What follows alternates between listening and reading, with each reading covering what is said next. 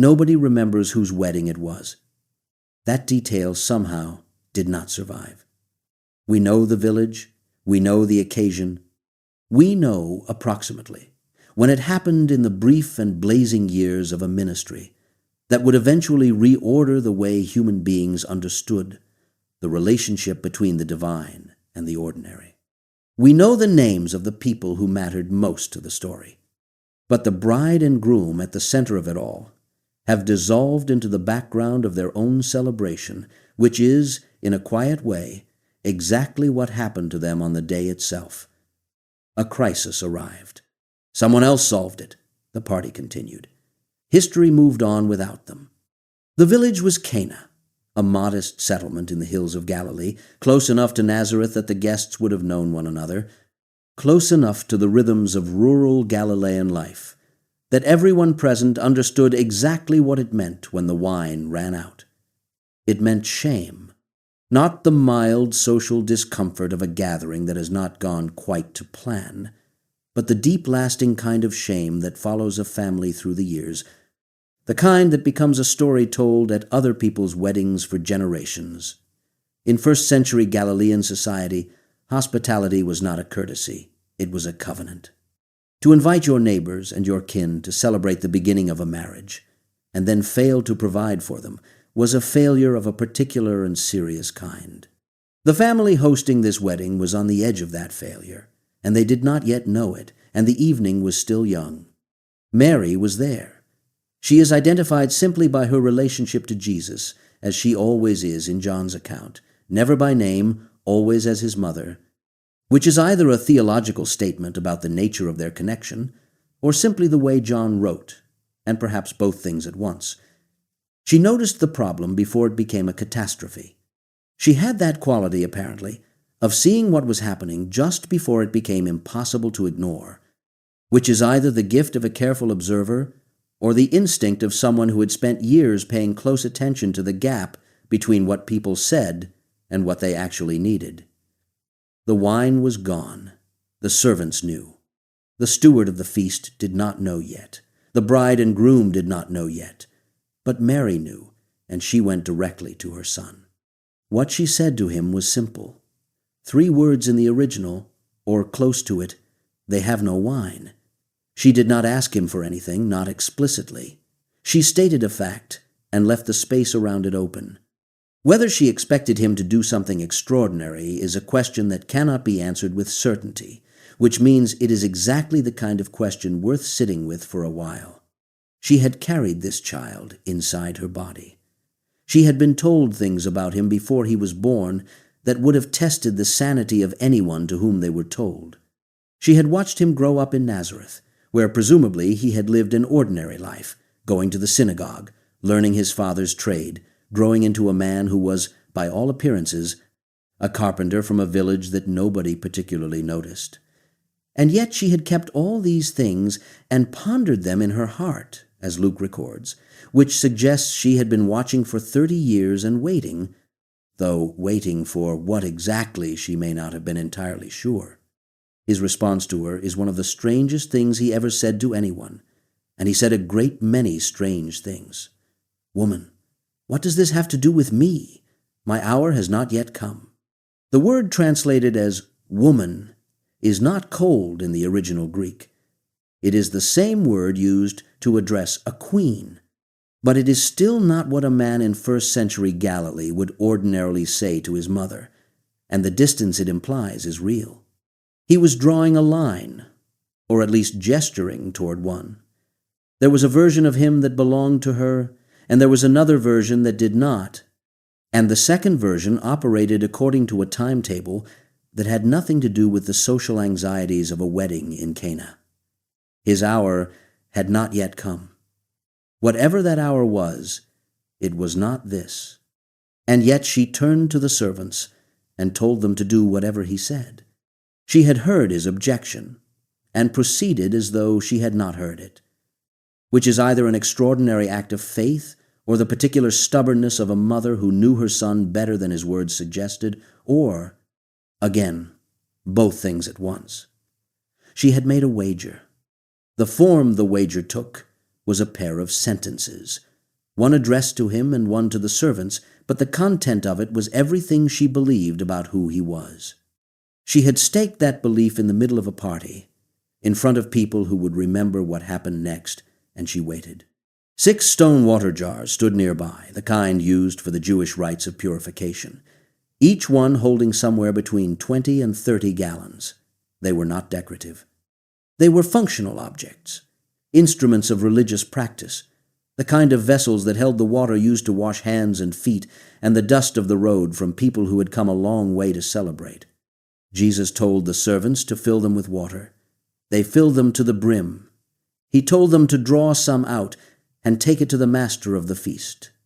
What happened between the water going in and the wine coming out is not described.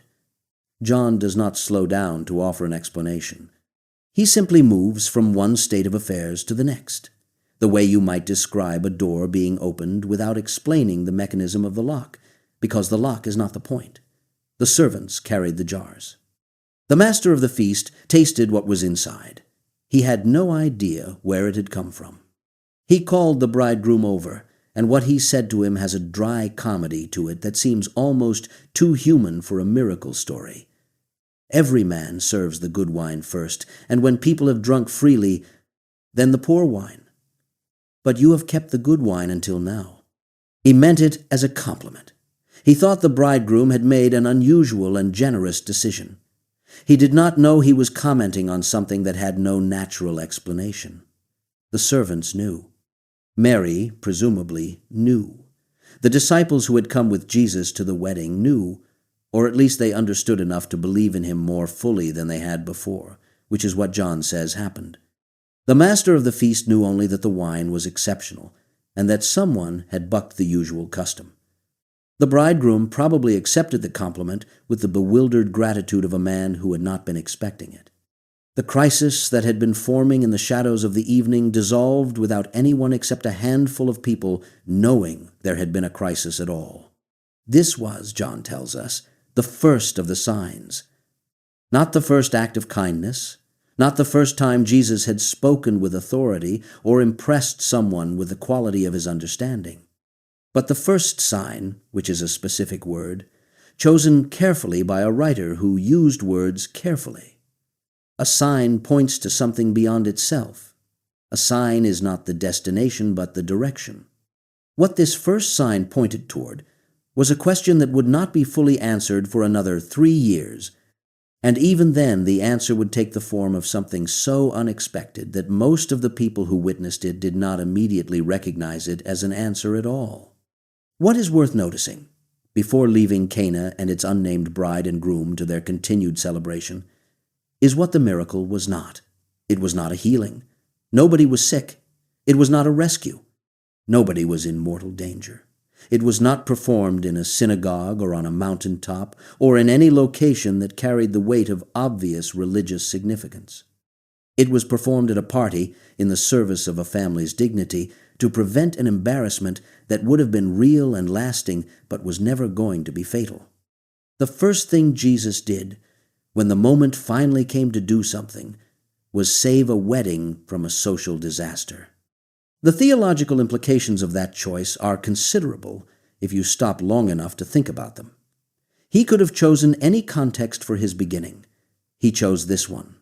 The second sign came in the same village where the first had happened, which is either a coincidence or a pattern, depending on how you read the geography of the gospel accounts. John notes the connection explicitly. Jesus had come back to Cana from Judea, where the atmosphere in Jerusalem had grown complicated in the way it tended to do whenever he was there, and a man came to find him. The man is identified as a royal official, a nobleman in some translations, a person of rank in the court of Herod Antipas, the tetrarch who ruled Galilee on behalf of Rome, with the particular mixture of ambition and anxiety that characterized the Herodian dynasty. He was, by any ordinary measure, the kind of person who had access to resources. He could send for physicians. He could commission the best care available in the ancient world for someone he loved. He had done all of this, presumably, and none of it had worked because his son was dying in Capernaum, and he had walked or ridden from Capernaum to Cana, a journey of something like 20 miles through hill country, to find a carpenter from Nazareth and beg him. There is a quality of desperation in the verb John uses. He begged Jesus to come down and heal his son. Not asked, not requested, begged. A man of rank, a man with influence, a man who had spent his life in proximity to power, had reached the edge of everything power could do and found it insufficient. His child was dying. He had nothing left except the report he had heard, probably at second or third hand, about what had happened at a wedding in this village. About water and wine and a man who apparently operated by different rules than the ones everyone else was using. The response Jesus gave him is uncomfortable in the way that several of his recorded responses are uncomfortable, honest, and slightly unsettling, and not what anyone who came to him in need would have particularly wanted to hear. "Unless you see signs and wonders," he said, "you will not believe." It reads as a rebuke. It sounds like a door closing. The man had made a journey of 20 miles to ask for his child's life, and the first thing he got back was a critique of the conditions under which faith operates in people like him. He had come because of what he had heard about signs. He wanted a sign. And Jesus was pointing out, with a directness that did not soften the point at all, that needing to see in order to believe is a different thing from simply believing. But what happened next is what makes this man memorable. He did not argue. He did not defend himself or explain that his motives were pure or insist that his faith was sufficient. He said one more thing, and it was the only thing that mattered. "Sir, come down before my child dies." He did not have time for theology. He had a son. The son was dying. Whatever Jesus wanted to say about the nature of faith, the man was listening, but his child was dying, and he was asking Jesus to please come now. "Sir," the word is worth pausing over. He had come from the court of a king. He had rank and education and connections to the most powerful political family in the region. He had every reason to address Jesus as something less than an equal, as a curiosity or a rumor made flesh, as a provincial with an unusual reputation who may or may not be able to do what people said he could do. He said, "Sir," not because protocol required it, because he meant it. Something about the man standing in front of him had already altered the way he understood the hierarchy he had spent his life navigating. Jesus told him to go home. His son would live. And the man believed him and left. John records that detail with the quiet emphasis of someone who considers it important, and it is important because the man had been given no demonstration, no visible confirmation, no sign. He had been given a sentence. He believed the sentence and turned around and started walking back toward Capernaum, toward the child he did not yet know the condition of, carrying only the word he had been given. His servants met him on the road. The fever had left the boy. He asked when. The 7th hour of the previous day, they told him, which was the same hour in which Jesus had said, "Your son will live." He had been walking home with a word, and the word had arrived at his destination before he had. Something had happened 20 miles away at the precise moment Jesus spoke, and the man standing on the road in the hill country of Galilee between Cana and Capernaum understood, as his servants gave him the time, exactly what that meant. He and his entire household believed. His son was alive. And the universe had just shown him its dimensions, which were larger and stranger and more intimate than anything the court of Herod Antipas had prepared him for. John calls this the second sign. 2 signs in the same village. The first had been about abundance, about the transformation of something ordinary into something better than anyone expected. The second was about distance, the question of whether the power to heal required proximity, required the healer's hands or breath or physical presence, or whether it operated by different mechanics entirely. The answer was that it did not require proximity at all, which raised a question that nobody at the time was quite ready to articulate. If not proximity, what? The lake was called Gennesaret, which is one of the names given to the body of water that most people now call the Sea of Galilee. a lake roughly 13 miles long and 8 miles wide, sitting 680 feet below the level of the Mediterranean, ringed by hills that turn rose-colored at dawn and dark purple at dusk. It was not a romantic landscape, except to people who romanticize things in retrospect. It was a working lake. The men who lived beside it and worked on it were fishermen, and fishing in the ancient world was not a pastoral occupation. It was labor. It meant long hours in the dark, hauling nets, mending nets, cleaning nets, driving the smell of fish and water and effort into your hands and your clothes and the wood of your boat until the smell became so habitual that you stopped noticing it. Simon was one of these men. He is always Simon at first, always the name his parents gave him, before the name he received later, before the rock and the keys and the weight of what would eventually be asked of him. At this point he was simply a fisherman from Capernaum who had met an unusual man from Nazareth and found himself in the way that unusual men have of making ordinary people uncertain about their previous certainties, not quite sure what to do with the encounter. He had fished all night. He had taken nothing. He was washing his nets in the gray morning light beside the lake, doing what fishermen did when the night had given them nothing, preparing the nets for the possibility that the next night would be different, because the next night was always the possibility you held on to. The crowd had found Jesus before Simon had finished washing his nets. That was how it happened in these early months, crowds materializing out of the towns and villages of Galilee, pressing in on him wherever he went, drawn by the reports of what he said and what he did, by the quality of his presence, which apparently had an effect on people that is difficult to quantify and impossible to reproduce on a page, but which shows up again and again in the texture of the accounts. People pressed close. They wanted to be near him. They brought their sick to him and their questions to him and their longing to him, and he answered all of it, and the crowds grew. And the problem with crowds pressing in on a man who is trying to speak is that the crowd itself becomes an obstacle to the speaking. He stepped into Simon's boat. He asked Simon to push it out a little from the shore. Simon did. Jesus sat down, which was the posture a teacher took when he was about to teach, and he taught the crowd from the boat, with the water between himself and the people, the lake as his stage, the hills as his backdrop, and a fisherman who had caught nothing all night sitting behind him, listening. When he finished, he told Simon to take the boat out into the deep water and let down the nets for a catch.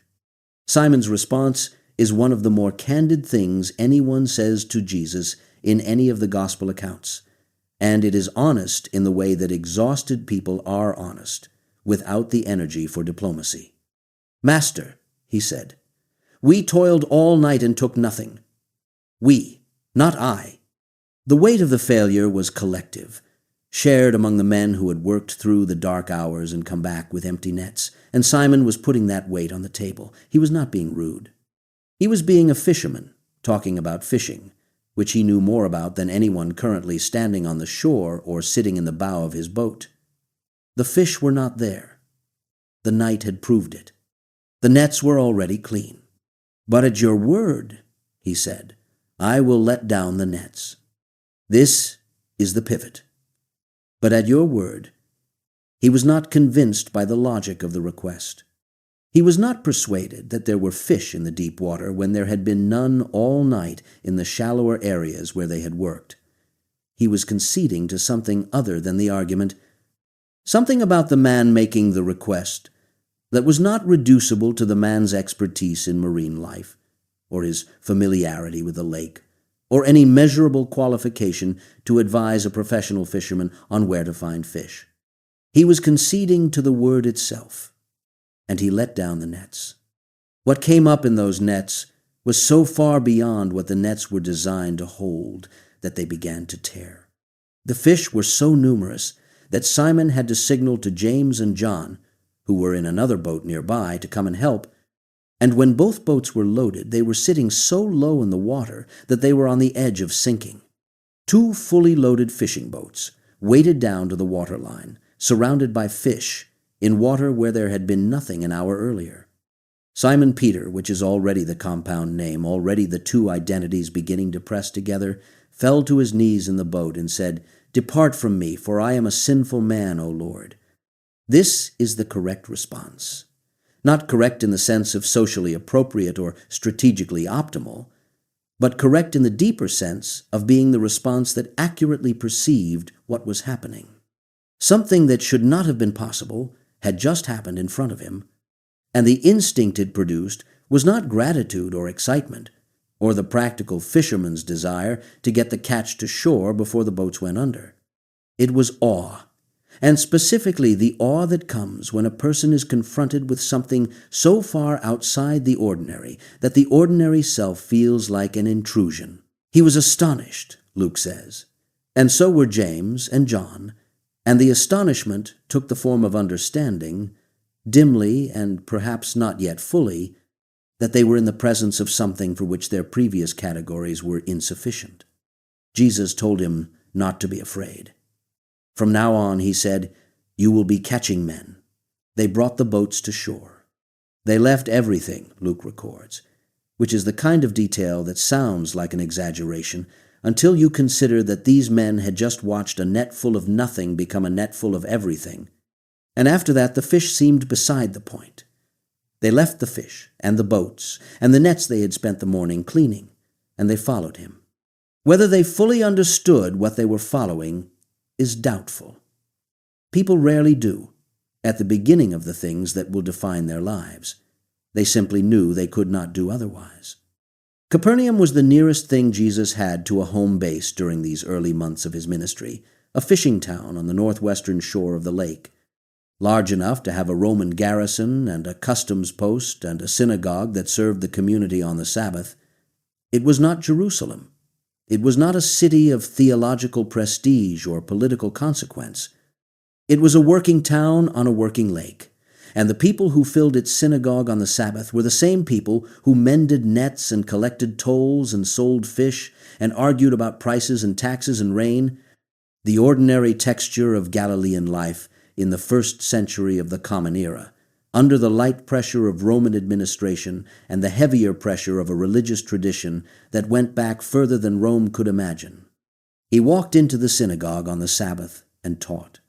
The detail that the accounts emphasize, the one that clearly made an impression on everyone present, was not the content of what he said, but the quality of the authority with which he said it.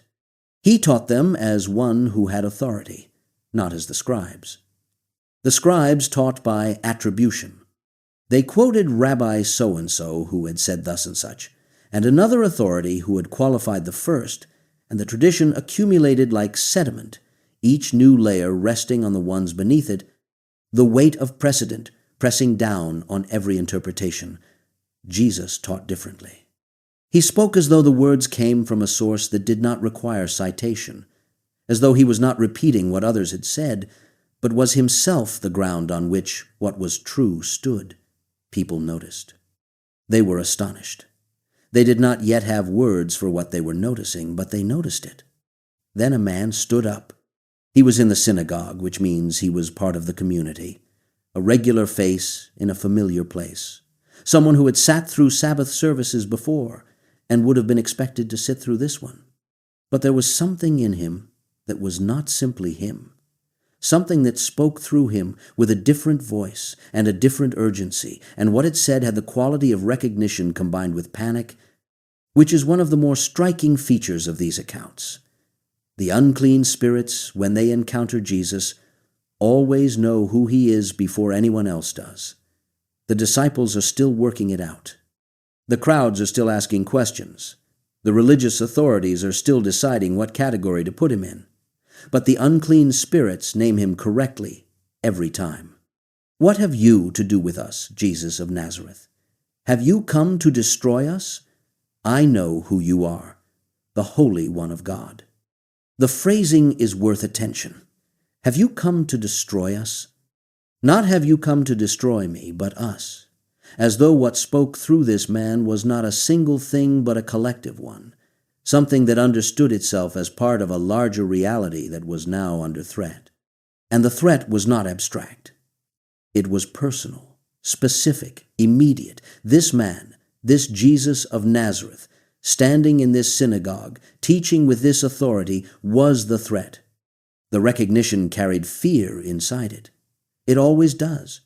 When something that has been operating in the dark is suddenly faced with a light it cannot dim. Jesus told it to be silent and to come out.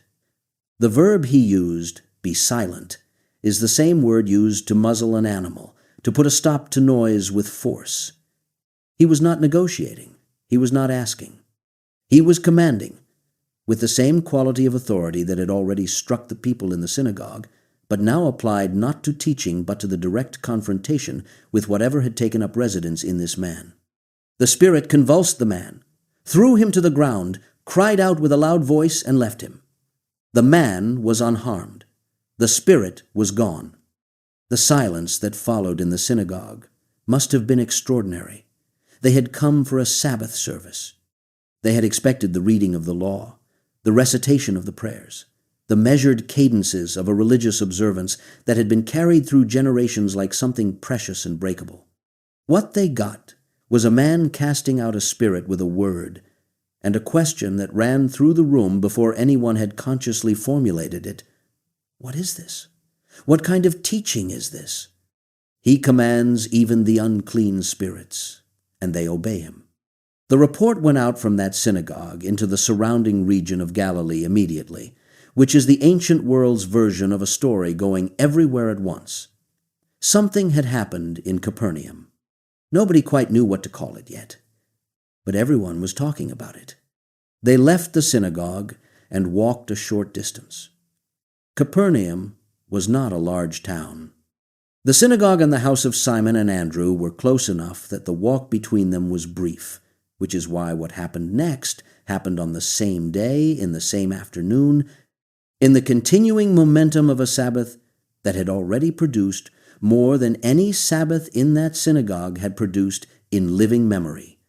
Simon's mother-in-law was in bed. She had a fever, and in the first century, a fever was not merely uncomfortable. Fevers killed people, often and reliably and without much warning, and a woman lying in bed with a high temperature was a woman in a situation that her family had reason to be frightened about. They told Jesus about her. The simplicity of the telling is characteristic. They just said it. The way you tell someone what is happening when you are not sure what can be done, but you feel compelled to say it anyway. The way people still reach for words when they are afraid, and the words are not quite adequate to the fear. He went to her. He took her hand and lifted her up. Luke, who was a physician and noticed medical details with a physician's eye, records that he stood over her and rebuked the fever, the same word used in the synagogue for the spirit, a word of direct confrontation and command. And the fever left her, not gradually, not with the slow improvement that marks ordinary recovery, the cooling of the brow over hours, the careful return of appetite and color. It left her, departed, the way the spirit had departed from the man in the synagogue, as though it had been addressed and dismissed by something it had no capacity to refuse. She got up and began to serve them. Luke means that she prepared food, attended to her guests, performed the work of hospitality that was central to the life of a household in this time and place. He records it simply without commentary, which is exactly the right way to record it, because the simplicity is the point. A woman who had been lying in bed with a fever that could have killed her was, within what seems to have been moments, sufficiently recovered not just to stand, but to work. There was no period of convalescence. There was no lingering weakness. There was a fever, and then there was no fever, and she got up. What she felt, moving through that house in the late afternoon of a Sabbath, having been ill and now being well, having lain down and now standing, having been the object of worry and now performing the ordinary acts of a person who is simply alive and going about their life, that is the thing the text does not record and cannot record. The interior experience of the healed, which is always the dimension the accounts leave to the imagination. She knew what had happened. She had been there for it. She was serving the man who had taken her hand and lifted her up, and the meal she was preparing was the only form of response available to her, and she gave it with everything she had. By evening, the whole town had heard. They came to the door of Simon's house, bringing everyone who was sick and everyone who was possessed, and he healed them, many of them, and drove out many spirits. And the spirits knew him, and he would not let them speak, because what they knew was not yet something he was ready for the world to hear in that way, from that source, on that schedule. He was still choosing the terms of his own disclosure, still working within a timetable that the spirits, whatever else they were, had no say in setting. The town pressed in around the door of a fisherman's house on a Sabbath evening, and what had begun at a wedding in Cana, with 6 jars of water and a mother's quiet insistence, was becoming something that the geography of a single village, or a single lake, or a single region of an occupied province would not be able to contain for very much longer. He rose before dawn the next morning and went out to a desolate place to pray. Simon and the others searched for him and found him there, alone in the dark, and told him, "Everyone is looking for you." He told them they had to move on to the other towns. He had to preach there also, because that was why he had come. He left Capernaum with the whole town still wanting more, which is how it would always be. There was never enough, and he kept moving, because the timetable was his, and the hour was not yet what the hour would eventually be. And there were more people in more places who did not yet know that the water could become something else entirely. The road out of Capernaum, in the early months of his public ministry, was always crowded. News in Galilee moved, the way news has always moved in places where people live close together and word of mouth is faster than any other form of communication. It moved person to person, house to house, synagogue to synagogue, market stall to market stall, until the whole region was carrying the same story, and everyone who had a sick relative or a desperate need or simply a hunger to see for themselves was heading in the same direction. The direction was wherever Jesus was. And the people who arrived first, closest to the source of the stories, brought with them everything they could not carry alone. Among those who came was a man who could not have come any other way than on his knees. Leprosy, in the ancient world, was not simply a disease, it was a verdict. The priestly codes of Leviticus were explicit on the matter.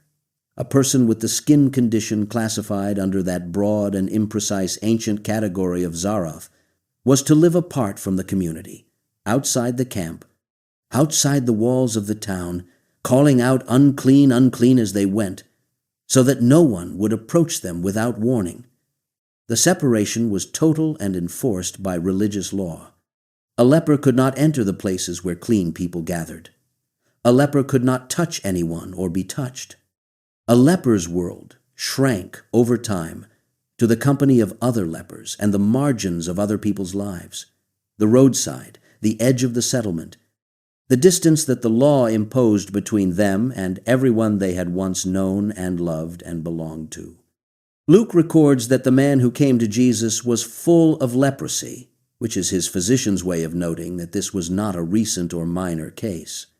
Whatever physical reality the ancient term described, this man was carrying it in its most advanced form, and he had been carrying it long enough that there was no part of his experience that had not been shaped by it.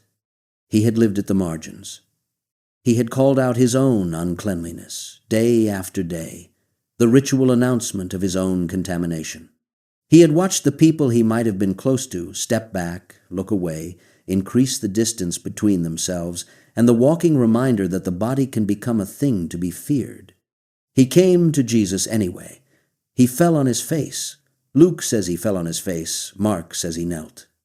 Both things may be true, one following the other, the kneeling collapsing into prostration, the whole weight of the man going down because there was nothing left to hold him upright but the chance he was about to take. He said, "Lord, if you will, you can make me clean. Not if you can, but if you will." He had already settled the question of power. Whatever he had heard about Jesus, whatever had reached him even at the margins where he was living, had been enough to persuade him that the capacity was there. What he was asking about was the willingness. He had spent enough time outside the walls to know that willingness toward people like him was not to be assumed. Mark records a word here that the other accounts do not, a word about the interior of the moment. Jesus was moved with compassion. The Greek word carries something physical in it, a gut-level response, the kind of feeling that happens before thought, before decision, in the part of a person that operates beneath language. He saw this man on his face in the road, and something moved in him, and then he did the thing that nobody did, the thing the law said not to do, the thing that would have made anyone watching flinch with the automatic reflex of revulsion and alarm. He reached out his hand and touched him. He touched a leper.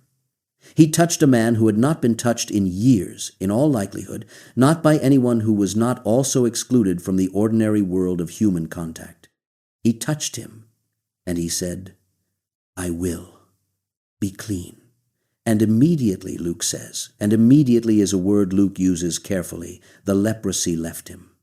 Not receded, not improved, not began to clear, but left, departed, the body restored to a condition that the man may not have felt or seen for longer than he could easily remember. What a man feels in the moment his skin is clean again, after years of being told by his own skin that he is untouchable, cannot be put into words that do not sound insufficient. The text does not try. Jesus told him to say nothing to anyone, to go directly to the priest and offer what Moses had commanded for the cleansing of a leper, the formal religious process by which a person could be declared clean and readmitted to the community. This was practical instruction. The official channel existed, and the man needed to go through it if his restoration to community life was going to be recognized and permanent. The man went instead and told everyone. He could not contain it. He had been carrying silence and separation and the weight of his own uncleanliness for years, and the news broke out of him before he could stop it, the way water breaks through a barrier that has been holding for too long. The result was that Jesus could no longer enter a town openly, because the crowds became too large to manage in any enclosed space, and he withdrew to desolate places to pray. Which means that in some oblique sense the man who had been forced to live outside the camp found his healer retreating to the margins in his place, the isolation shifting from one to the other, the pattern inverted. He had been the one outside. Now Jesus moved through open country. The world, reorganized by one touch and one word, had not gone back to its previous arrangement. Capernaum, a short time later, and the house was full before he arrived. That is the only way to understand what happened next. His reputation had preceded him so thoroughly that by the time he came back to the town, people gathered faster than the space could accommodate them, filling the house where he was teaching and spilling out into the street beyond, pressing at the door, trying to hear through the walls. The Pharisees and teachers of the law had come from every village of Galilee, and from Judea and from Jerusalem, Luke notes, which is the detail that tells you the crowd was not only made up of the desperate and the hopeful. The experts had arrived to listen and evaluate, and, in the manner of experts confronted with something that does not fit their categories, to look for the error. 4 men arrived at the edge of this crowd, carrying a 5th. Their friend, whose name the accounts do not preserve, was paralyzed, lying on a mat, unable to move under his own power. And they had carried him to this house because they believed collectively that what happened inside would be worth whatever effort it cost to get him there. The crowd at the door ended that plan. They could not get through. The house was sealed by human bodies and the urgency of other people's hope. They went up on the roof. Galilean houses of this period typically had flat roofs accessible by exterior stairs, used for storage and sleeping and any number of ordinary domestic purposes. The 4 men went up, and then they made a hole. Mark says they dug through the roof. Luke says they removed the tiles. The 2 descriptions are not necessarily contradictory. They may describe the same action from different angles, the tearing away of the surface material, and then the digging through what lay beneath. What both descriptions agree on is that these 4 men destroyed part of a stranger's ceiling in order to lower their friend into the presence of Jesus, and this fact which seems in retrospect almost comical, an impromptu demolition project in the middle of a theological lecture, was apparently not treated by Jesus as an interruption or an outrage, but as exactly the right kind of evidence. He saw their faith. That is the phrase the accounts use, and it is a phrase that deserves to be held quietly for a moment, because faith is not ordinarily something you can see. It is internal, invisible, a disposition of the will and the heart that does not necessarily show on the outside. And yet Jesus looked at 4 men on a roof making a hole above his head and lowering a 5th man down on a mat through the gap they had created, and he saw faith, which means that what he was looking at was not simply the ingenuity of desperate people, but the visible form of an invisible conviction. These men believed something, believed it so thoroughly that they had carried a paralyzed man through the streets, climbed a roof, committed property damage, and staged what must have been a fairly complicated rope and mat operation over the heads of a crowd of onlookers, all because they believed it would be worth it. He said to the man on the mat, "Son, your sins are forgiven." Not, "Get up," not, "Be healed," not any of the things that the 4 men on the roof had presumably hoped to hear. He said, "Your sins are forgiven," and the silence that followed was not the silence of wonder, but the silence of offense, taking shape in the minds of the people with the legal expertise to name what they had just heard. Who is this, they were thinking, though they said nothing aloud? Who can forgive sins but God alone? They were right, by their own logic. The forgiveness of sins was a divine prerogative. A man who claimed to exercise it was either the thing he was claiming to be or was saying something profoundly, dangerously wrong. Jesus perceived their thinking, not their words, because they had not spoken, their thinking. He asked them which was easier, to say your sins are forgiven, or to say, rise and walk. The question has a sharpness to it. In one sense, the first is easier, because it is unverifiable. Nobody can see whether sins have been forgiven. You can say it without any consequence that will immediately be visible. The second statement either produces a man who stands up and walks, or it produces a man who lies there, and in that moment you know which category you are in. But in another sense, the first is infinitely harder, because the claim it makes about the speaker is a claim that only one kind of being can legitimately make. He said, "But that you may know that the Son of Man has authority on earth to forgive sins." He said to the paralyzed man, "Rise, pick up your mat, go home." And the man rose immediately. In front of all of them, the crowd that had been too large to let him in, the experts who had been evaluating, the 4 men on the roof who had made a hole in a stranger's ceiling, and he picked up the mat he had been carried on, and he walked home.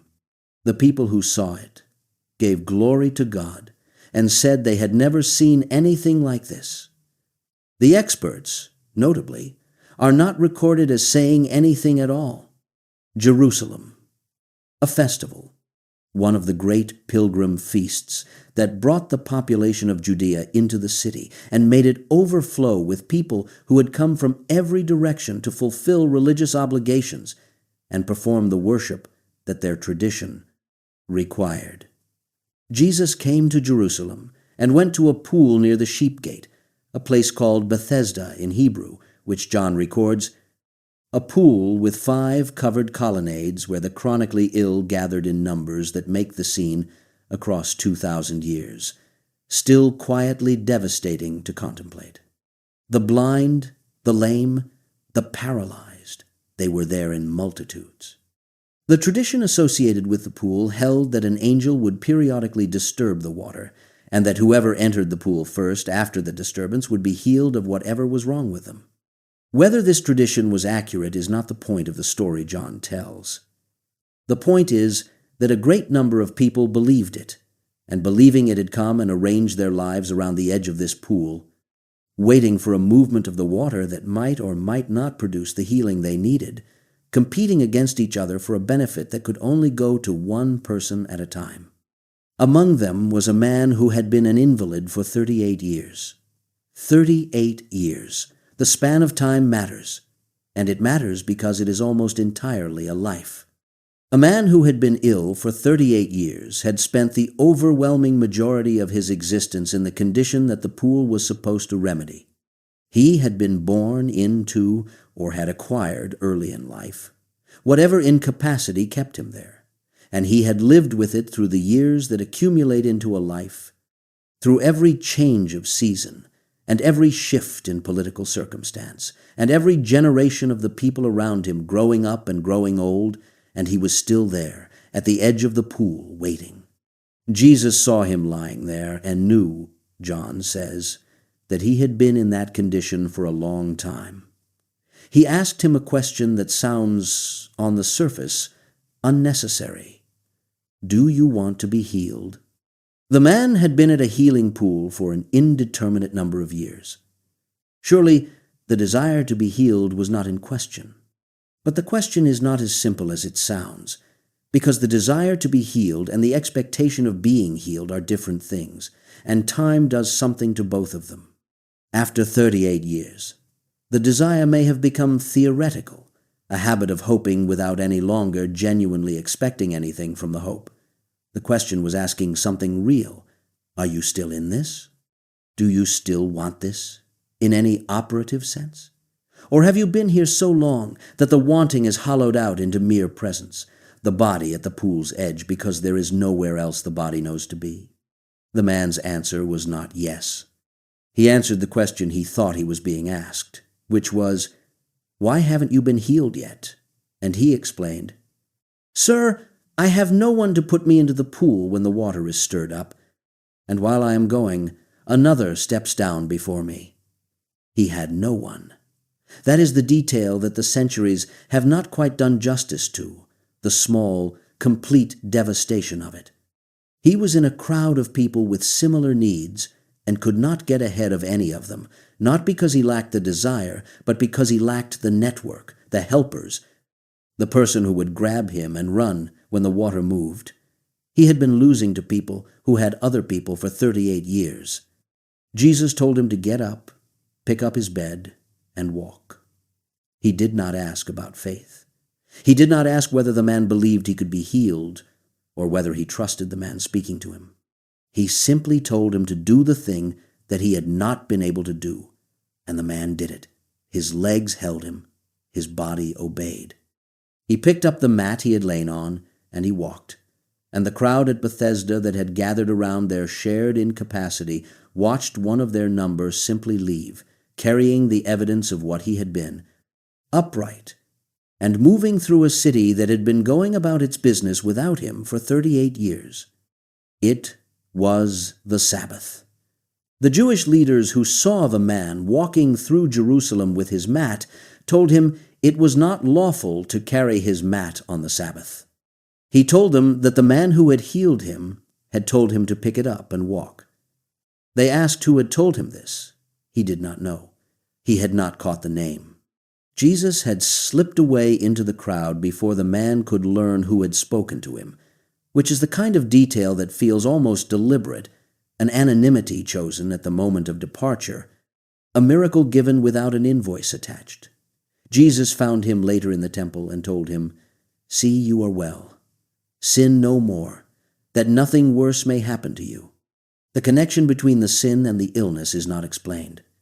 It is left there, unresolved, the way the gospel accounts often leave the harder questions, for the reader to carry forward without the comfort of a tidy answer.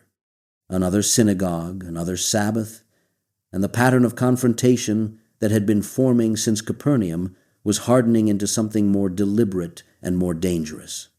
The Pharisees were watching him now, specifically and consciously, waiting for the moment they could use against him.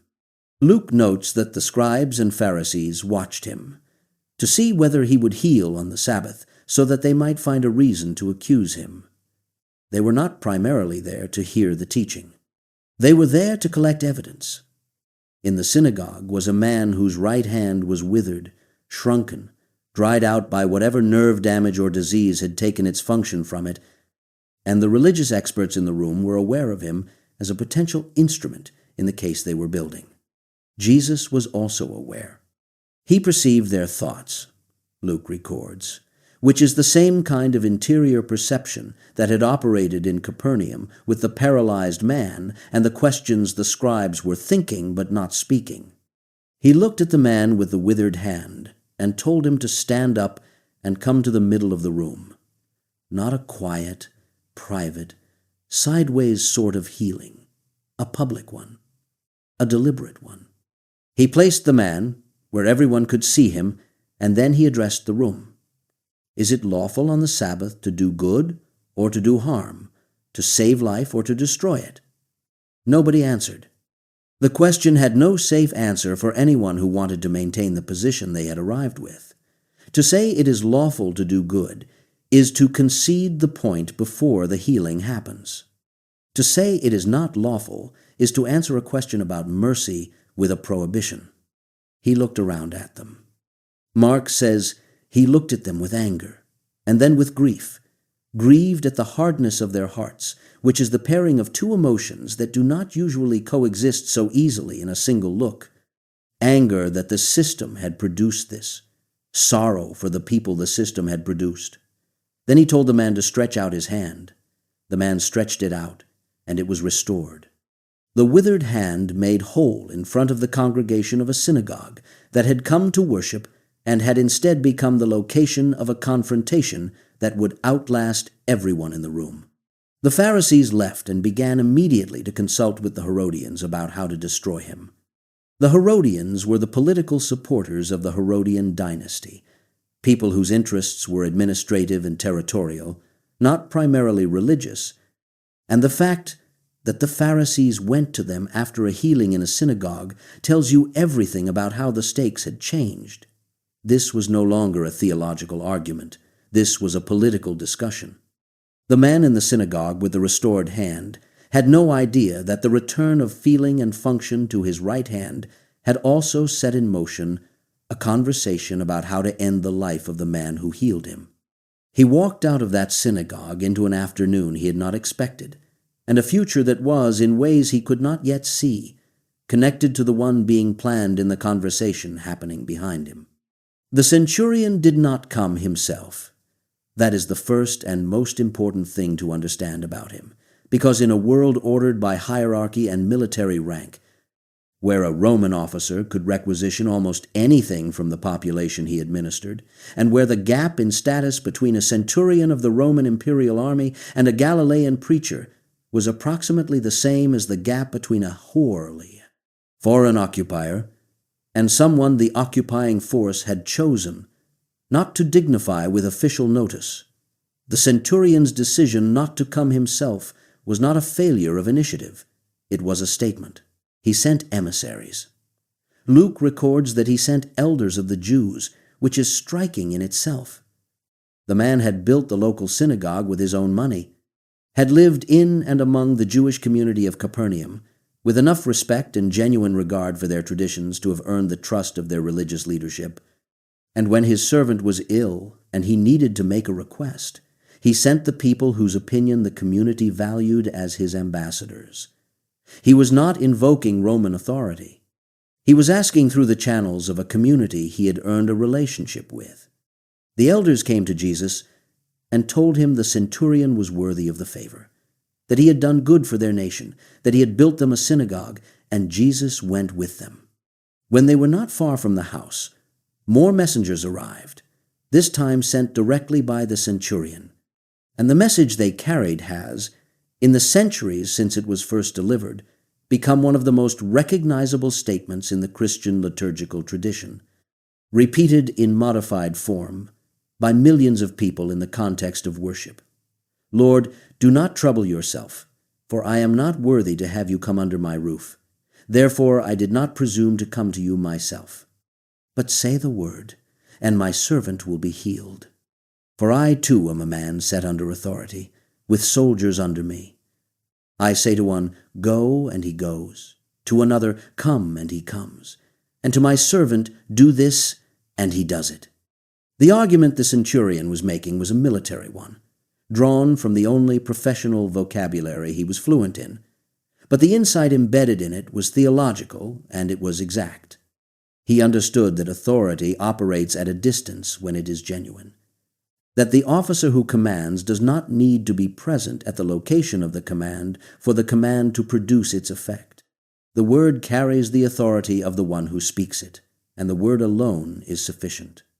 He was applying this to Jesus, which meant he was attributing to Jesus a kind of authority that did not require physical presence, that operated by the word alone, that could reach across the distance between wherever Jesus was standing and whatever room his servant was lying in and produce a result. He was, without using theological language, ascribing to Jesus precisely what the man at Bethesda had received and what the paralytic through the roof had received: healing at the word, immediate and complete. Jesus marveled. The gospel accounts are sparing with the occasions on which Jesus is described as experiencing something like surprise, but this is one of them. He turned to the crowd following him and said, "I tell you, not even in Israel have I found such faith." He said it about a Roman, a Gentile, a man who represented the occupying power and whose soldiers enforced the political arrangements that made daily life in Galilee an ongoing negotiation between Jewish tradition and imperial administration. He found the clearest example of faith he had encountered in someone who had every reason, by the assumptions of everyone around him, to be outside the reach of the God of Israel's regard. He told the crowd that many would come from east and west to sit at table with Abraham and Isaac and Jacob in the kingdom of heaven, which was a statement about the eventual geography of the kingdom that none of the people listening were expecting. The messengers returned to the centurion's house and found the servant healed, restored at the precise hour Jesus had spoken. The centurion never met Jesus face to face. He had decided he was not worthy of the encounter, and he had sent his request by proxy, and it had been answered, and that was the whole of the transaction between them. He disappeared from the record after this, back into the Roman military administration of Galilee, his faith noted and his servant healed, and his name never written down by anyone who wrote things down. He remains defined entirely by what he said and what he believed, which may be the most complete kind of record anyone can leave. Now comes the more difficult part to tell, not because the events are complicated, but because two of them are woven together in a way that makes it impossible to tell one without the other. A story interrupted by another story, the interruption itself becoming part of the point. She had been bleeding for 12 years. 12 years is not an abstraction when it has been happening to your body. 12 years of the particular kind of suffering that the Levitical code classified under a category that imposed social isolation, that made a woman ritually unclean and made anyone she touched ritually unclean, that placed her in a social position not entirely unlike the lepers, separated from ordinary life by the boundary of her own body's malfunction. She had spent everything she had on physicians. Mark is explicit about this. She had suffered much under many physicians, and had spent all that she had and was no better, but rather had grown worse. She was not poor before the illness. She had resources. She had tried everything the medical knowledge of her time and place could offer. None of it had worked. All of it had cost her. She had arrived at 12 years, and at nothing. No money, no cure, no improvement, no status, no future that looked different from the present. She heard about Jesus. The same network of word and report that had carried news of Capernaum and Cana through Galilee had reached her wherever she was, in whatever margin she was living. And she came to find him. She came into a crowd, which was itself an act of courage, because a woman in her condition was not supposed to be in the middle of a crowd, touching people and being touched by people, spreading the ritual contamination that her body carried. She came anyway. She pressed in from behind. She had a plan, or perhaps a theory. If I touch even his garments, I will be made well. Not if he touches me. Not if he heals me. If I touch him, the agency was entirely hers. She was not asking to be noticed. She was not positioning herself to be selected. She was reaching through the crowd from behind, anonymous, hoping not to be seen, hoping that the touch was enough, that the contact with the edge of his clothing, the very fringe of the garment he was wearing, would carry what she needed. She reached out. She touched the hem. Immediately, Mark says, the flow of blood dried up, and she felt in her body that she was healed of her disease. The Greek word for immediately is one. Mark uses the way a hammer uses a nail, direct, percussive, no delay. One moment and the next, and the body that had been failing for 12 years was simply not failing anymore. She felt it in her own body, before anyone said anything, before any external confirmation arrived. She knew. She had spent 12 years knowing what her body was doing wrong, and now her body was doing nothing wrong, and she knew that too, and she began to move back through the crowd. He stopped walking. He turned around. He asked, "Who touched me?" The disciples, who were managing the logistics of a healer moving through a large crowd in which people were constantly touching him from every direction, told him that the crowd was pressing around him from every side, and he was asking who touched him. Peter's version in Luke has a note of polite exasperation in it. But Jesus said that power had gone out from him. He kept looking around, turning through the crowd, waiting for whoever had taken something from him to come forward. She came forward. In fear and trembling, Mark says. She fell before him. She told him the whole truth. Everything. The 12 years, the physicians, the money, the failure, the plan, the touch, the healing. She laid all of it out in front of him, and the crowd, in public, the thing she had been trying to do in secret now completely visible, the anonymity she had wanted stripped away by the fact that he had noticed. She had wanted the cure without the encounter. She got both.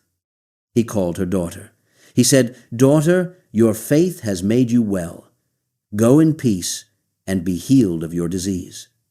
The Greek word he used for "made you well" is the same word that means saved. The boundary he crossed, by addressing her publicly in that moment, was not primarily a social one. It was a word boundary, the word she received in public adding something to the healing she had already received in secret, a declaration, and a restoration that went further than the cessation of the bleeding. She had been healed in the crowd. She was acknowledged before it. Both mattered.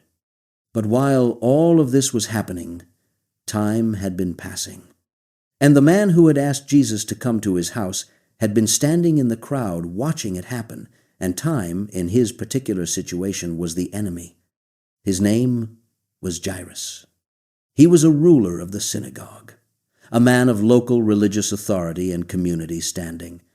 And he had done what the centurion had refused to do, and what the nobleman from Capernaum had done. He had come himself. He had fallen at Jesus' feet in the crowd and begged him, using the same verb that appears in the accounts of other desperate people, the verb of a man who has run out of alternatives.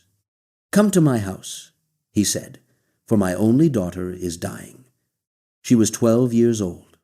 Luke preserves that detail with the specificity of someone who understands that age is not a neutral fact in a story like this.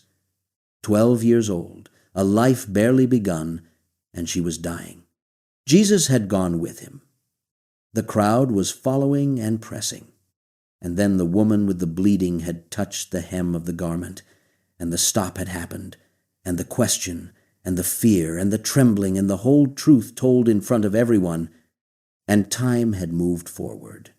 While Jairus stood in the crowd with his dying daughter at home and watched a man spend a part of that time dealing with someone else's 12-year problem. Then someone arrived from his house. We do not know who. The accounts do not name this person, who arrived with the worst possible message at the worst possible moment and delivered it in front of everyone, the way the worst messages tend to arrive.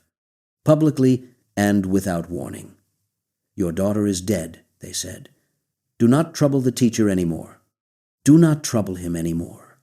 As though the situation were now resolved one way or another, and there was nothing left to ask for.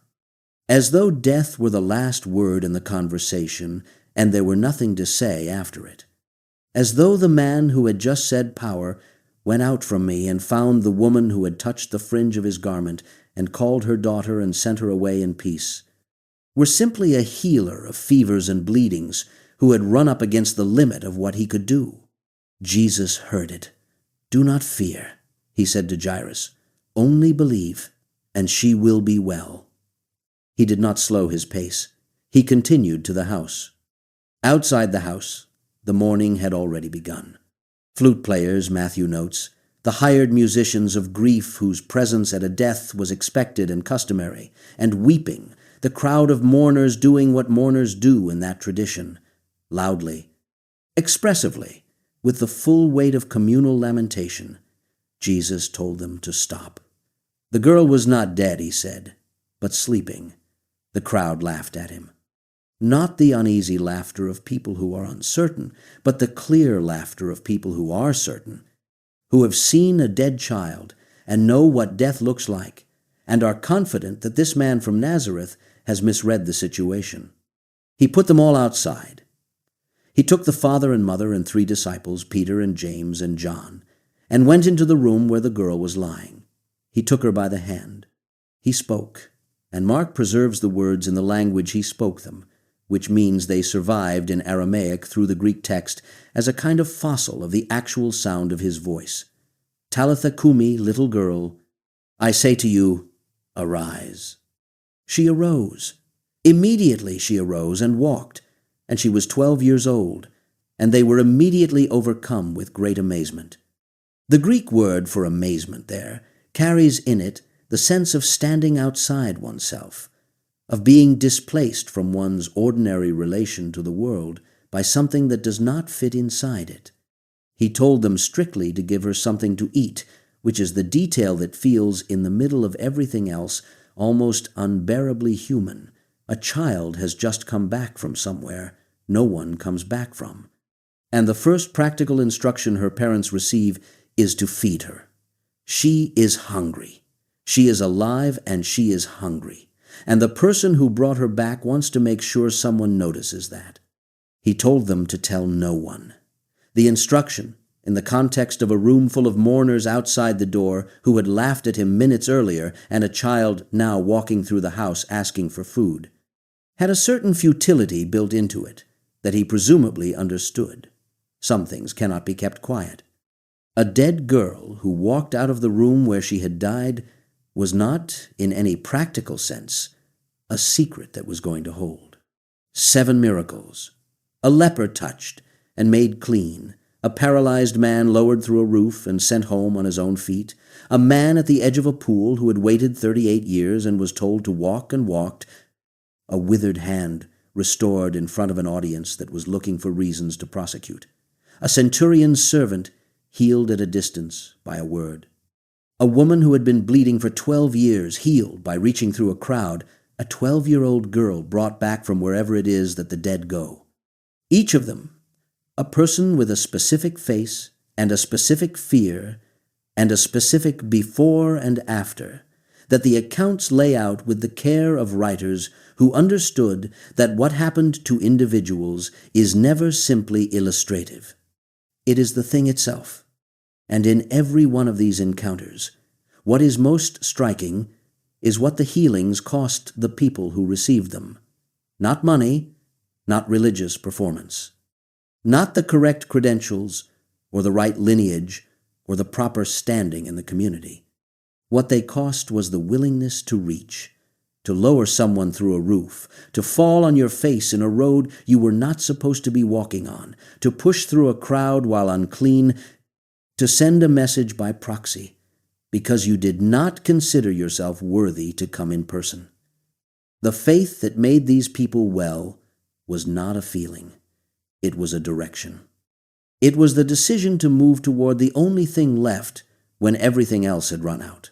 That pattern, the exhaustion of every other option before the turn toward the one that should not work but does, runs through the healing stories like a thread pulled tight. But the accounts do not stay at the level of the sick and the suffering and the complicated and the chronic. At 3 specific points in the record, the situation is not a fever or a paralysis or a bleeding that will not stop or a hand that will not open. At three specific points, the situation is death, which is not a condition to be managed, but a finality to be reversed. And the question the accounts are asking in those three moments is not about what Jesus can do for the living. It is about what death actually is when Jesus is standing in front of it. The question, it turns out, is whether death gets a vote. The town of Nain sits in the southern foothills of Galilee, in the shadow of a ridge called the Hill of Moreh, in a region thick with the memory of prophets. Elijah had been active in this country. Elisha had been active here too, and the people who lived in these towns and valleys carried that inheritance the way people carry the stories of what happened in a particular field or on a particular road. They knew the geography of the miraculous, even if they had not personally witnessed any of it. They knew what prophets looked like when they moved through a place, and they knew what prophets sometimes did, and the weight of that inheritance would land on the events at Nain's gate with a force that the crowd present immediately recognized. Jesus was traveling with his disciples and a large crowd when he approached the gate of the town. Coming out of the gate toward him was a procession of a different kind.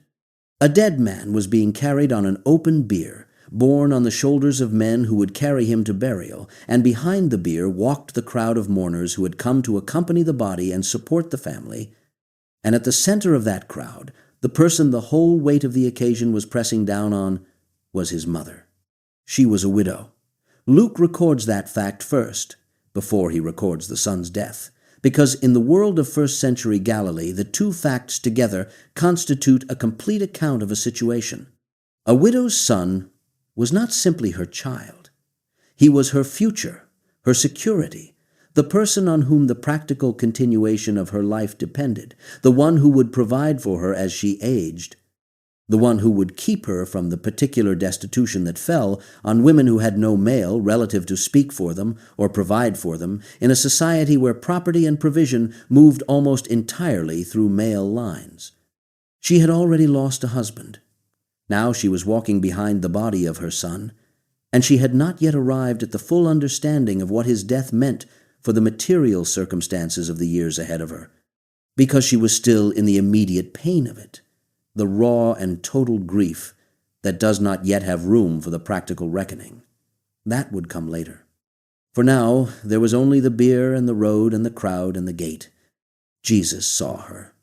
Luke's phrasing is specific. When the Lord saw her, he had compassion on her. The same gut-level, physical response that appears in the leper account, something that moved in him before any decision was made. He said to her, "Do not weep." Then he came to the bier and touched it, and the men who were carrying it stopped. Touching a bier carrying a corpse was, by the purity codes of Levitical law, the kind of contact that conveyed ritual uncleanness.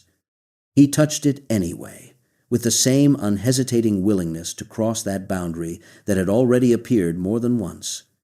A willingness that seems to be not an indifference to the law, but a particular kind of authority over the categories the law established, a power to absorb the contamination without being contaminated by it, the way light enters darkness without becoming dark. He said, "Young man, I say to you, arise." The dead man sat up and began to speak. Luke does not record what he said. Whatever the first words of a man returned from death are, they are not what Luke is interested in preserving. What he preserves is the gesture that followed. Jesus gave him to his mother. That phrase, short and precise, carries something in it that the longer theological statements in the Gospels sometimes obscure. He gave him to his mother. The transaction was not between Jesus and the Son, or between Jesus and death, or between Jesus and the watching crowd. It was between Jesus and a widow, standing at the gate of a town who had been walking toward the worst day of her life, and who received her son back, whole and speaking, in the middle of the road. The gift was given to her. The crowd was seized with fear. They glorified God. They said, "A great prophet has arisen among us." And they said, "God has visited his people," and both statements reveal what interpretive framework the crowd reached for in the moment of astonishment. A great prophet. Because prophets had done things like this in this very region, the lineage of miraculous restoration running through the Hebrew prophetic tradition in a line that the people of southern Galilee knew well enough to reach for immediately. But the second statement goes further. God has visited his people. Not a prophet speaking for God, not a man through whom God works. God visiting. The crowd's instinct, before any theological argument had been made, before any explicit claim was in the air, was that the presence of Jesus was the presence of something more than prophetic agency. They had not worked that out in any articulate way. They simply said what they felt, which is often what crowds do, and what they felt was that the boundary between the divine and the human had done something unusual at the gate of Nain. The report spread through all of Judea and the surrounding country. John the Baptist, held in the prison of Herod Antipas, heard it, and sent messengers to ask, "Are you the one who is to come, or shall we look for another?"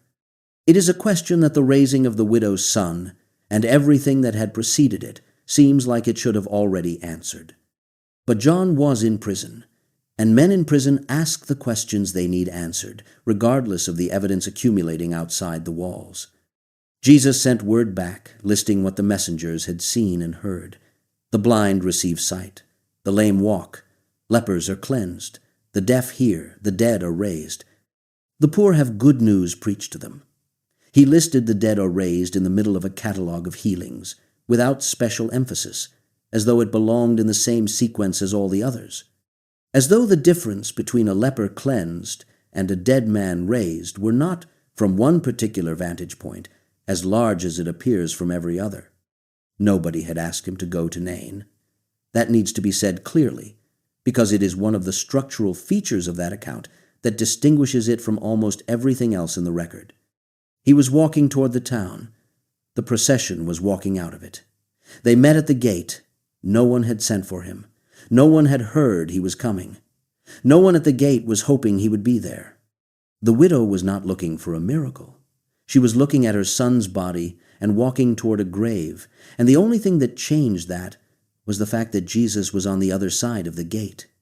The raising at Nain was entirely his initiative, which makes it the most unambiguous expression of what the three resurrection accounts together are pointing toward, that death in the presence of Jesus is not the final word it presents itself as being in every other context. The widow of Nain did not reach toward the only thing left. The only thing left reached toward her. Between Nain and the next resurrection account lies the full middle stretch of the ministry, the storms on the lake, the nature miracles, the feeding of thousands, the growing confrontation with the religious authorities in Jerusalem, the slow accumulation of hostility that would eventually conclude in the way it concluded. All of that belongs in its own part of this story. What belongs here is the account that happened in Bethany, outside Jerusalem, 4 days after a man named Lazarus died, in full view of a crowd that included both the people who believed in Jesus and the people who were collecting reasons to have him killed. Lazarus was not a stranger. He was not the anonymous recipient of a miracle extended to someone Jesus had never met. He was, as John puts it, with an unusually direct simplicity, the one whom Jesus loved. He had sisters, Mary and Martha, both of them known to Jesus, both of them part of the close circle of people around him in a way that the crowds and the followers and the 12 were not. This was not a miraculous intervention performed at a distance, on behalf of someone whose name Jesus did not know. This was the death of a friend. Mary and Martha sent word to Jesus when Lazarus fell ill. The message they sent is brief and entirely without drama. "Lord, he whom you love is ill." They did not ask him to come. They did not say, "Come quickly," or "Come now," or "He is dying," or "We need you here." They simply told him the fact, which means they trusted that the fact would be enough, that the love Jesus had for Lazarus would do the rest of the work. They were, in this respect, closer in spirit to the mother of Jesus at Cana than to Jairus or the nobleman from Capernaum. They stated the situation. They left the space around it open. He said when he heard the message that this illness did not lead to death, but was for the glory of God, so that the Son of God might be glorified through it. Then he stayed where he was for 2 more days. He loved Martha and her sister and Lazarus, John says, and then immediately records that he stayed where he was for 2 more days, which is one of the more striking juxtapositions in all of the gospel accounts. Because of love, not in spite of it, he waited. He allowed the illness to proceed. He allowed the death to happen. He allowed the 2 days of his absence to become the 4 days of the tomb. He was not delayed by circumstance or obstructed by distance. He waited deliberately for a purpose he knew and that the people in Bethany did not know, which is the kind of knowledge gap that is experienced by the people on the wrong side of it as abandonment. When he finally told his disciples they were going back to Judea, they reminded him carefully that the Jews there had recently tried to stone him and that returning was inadvisable. He spoke to them about walking in the light and about the hours of the day. Then he told them that Lazarus had fallen asleep and that he was going to wake him. The disciples said that if Lazarus was sleeping, he would recover on his own, and sleep was a hopeful sign. Jesus told them plainly, Lazarus has died. And then he said the thing that would have been, to anyone listening, deeply strange. For your sake, I am glad that I was not there, so that you may believe. Not I am sorry this happened. Not I wish I had been there. I am glad I was not there. He had allowed his friend to die, and he was glad of it, for the sake of something the disciples could not yet see. Thomas, the disciple who becomes more recognizably famous in a later account, said something here that tends to get overlooked. Let us also go, that we may die with him. It reads less as courage than as the remark of a man who has arrived at a species of loyalty that has given up on better outcomes and is simply committed to accompanying someone regardless of what happens next. He was not expecting a resurrection. He was expecting trouble in Judea, and he was going anyway. The accounts record it without comment, which is the right way to record it. Lazarus had been in the tomb for 4 days when Jesus arrived near Bethany. The number matters, and it mattered to the people there at the time because a tradition in first-century Jewish thought held that the soul of a dead person lingered near the body for 3 days before finally departing, and that after 3 days the corruption of the body was sufficiently advanced to confirm that the soul was truly gone. 4 days was not ambiguous. 4 days meant that whatever connection existed between the living Lazarus and the body in the tomb had long since been severed. There was no confusion possible about the extent of the death. The people of Bethany, who had known Lazarus and known him well, understood exactly what 4 days meant. Many of them had come from Jerusalem, which was less than 2 miles away, to be with Martha and Mary in their grief. When Martha heard that Jesus was coming, she went out to meet him while Mary stayed in the house. The difference between the 2 sisters in this moment is not incidental.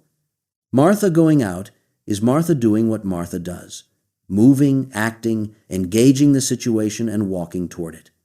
Mary's staying is Mary doing what Mary does, sitting with the weight of it in the place where the grief has settled, waiting. They are both expressions of the same love, differently shaped, and Jesus will meet both of them where they are. Martha said to him, Lord, if you had been here, my brother would not have died. It is not quite an accusation. It is not quite a question. It is the statement of a fact and an implicit acknowledgement of the fact behind the fact that he was not here, that the message went and the days passed and the illness progressed and Lazarus died and was buried, and now it was 4 days later and Jesus was arriving.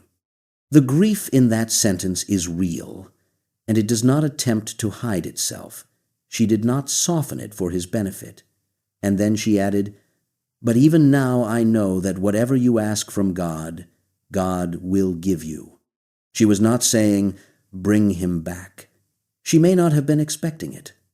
She was saying, I still believe in you even now, even in this, which is a more difficult and more costly thing to say than it appears. He told her, Your brother will rise again. She said she knew he would rise again, in the resurrection on the last day. She gave him the theological answer, the answer that fit the framework she understood, the framework of eventual eschatological restoration at the end of time, the Jewish hope for the resurrection of the dead that was standard belief among the Pharisees and most of the people who had built their lives on the Hebrew Scriptures. She knew the doctrine. She had placed Lazarus in the care of the doctrine. Then he said, "I am the resurrection and the life. Whoever believes in me, though he die, yet shall he live. And everyone who lives and believes in me shall never die. Do you believe this?" The shift in what he is asking of her is absolute. He is not correcting her theology. He is not saying the doctrine is wrong. He is saying that the doctrine is standing in front of her, that the resurrection she is waiting for at the last day is not a future event she must hold on to in the absence of any present evidence, but a person she is speaking to on a road in Bethany. Do you believe this? Meaning, not the doctrine, but me. Not the future hope, but the present one. Not the resurrection as an eventual resolution of the tragedy, but the resurrection as the identity of the man asking the question. Martha said yes. She said, "I believe that you are the Christ, the Son of God who is coming into the world." It is the most complete confession of faith recorded in the Gospel of John, and it comes from a woman standing on a road outside her village 4 days after her brother died, before any miracle has happened, before any stone has been moved, or any voice is called into a tomb.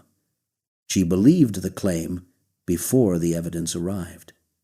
She went back and told Mary quietly that the teacher was asking for her. Mary rose immediately, went quickly to him, fell at his feet, and said the same words Martha had said. "Lord, if you had been here, my brother would not have died." The same sentence, from the same grief, from the same place of loss, but delivered on her knees rather than face to face on the road, and the crowd that had followed Mary, thinking she was going to the tomb, saw her fall, and saw her weeping and wept with her, the communal grief expressing itself in the way communal grief does, the sorrow amplified and shared and made visible by the gathering of people who had known Lazarus and loved these women. Jesus saw her weeping. He saw the crowd weeping with her. John records 2 things that happen inside him at this point, in the same unusual Greek vocabulary. He was deeply moved in his spirit and greatly troubled. The verb translated as deeply moved carries something volcanic in it, something that is not simply sorrow, but agitation, something closer to indignation than to grief. The response of someone who is confronting something that ought not to exist and knows it. He was also troubled, a simpler word, a quieter one. Both at once, the turbulence and the sorrow, the anger at death and the grief for the people death had wrecked. He asked where they had laid him. They told him to come and see. Jesus wept. It is the shortest verse in all of the Gospel accounts, 2 words in the Greek, and it has attracted more commentary and meditation than most passages that run to paragraphs. The crowd who saw it said, "See how he loved him." And some of them, reasonably and without malice, said, "Could not he who opened the eyes of the blind man also have kept this man from dying?" It is the right question, asked in the right spirit, without accusation, simply as a genuine wondering about the gap between what they knew he could do and what he had not apparently done. It is a question the accounts do not answer directly. They answer it instead with what happened next. The tomb was a cave with a stone laid against it, the standard burial arrangement of the period. Jesus said, "Take away the stone." Martha said, "Lord, by this time there will be an odor, for he has been dead 4 days." She had just made the most complete confession of faith in the gospel, and now she was pointing out that the practical situation was, at the level of the practical situation, irreversible. Both things can be true of the same person at the same moment, the faith and the practical reckoning. She was not contradicting herself. She was being human, which is what the people in these accounts always are, even in their finest moments.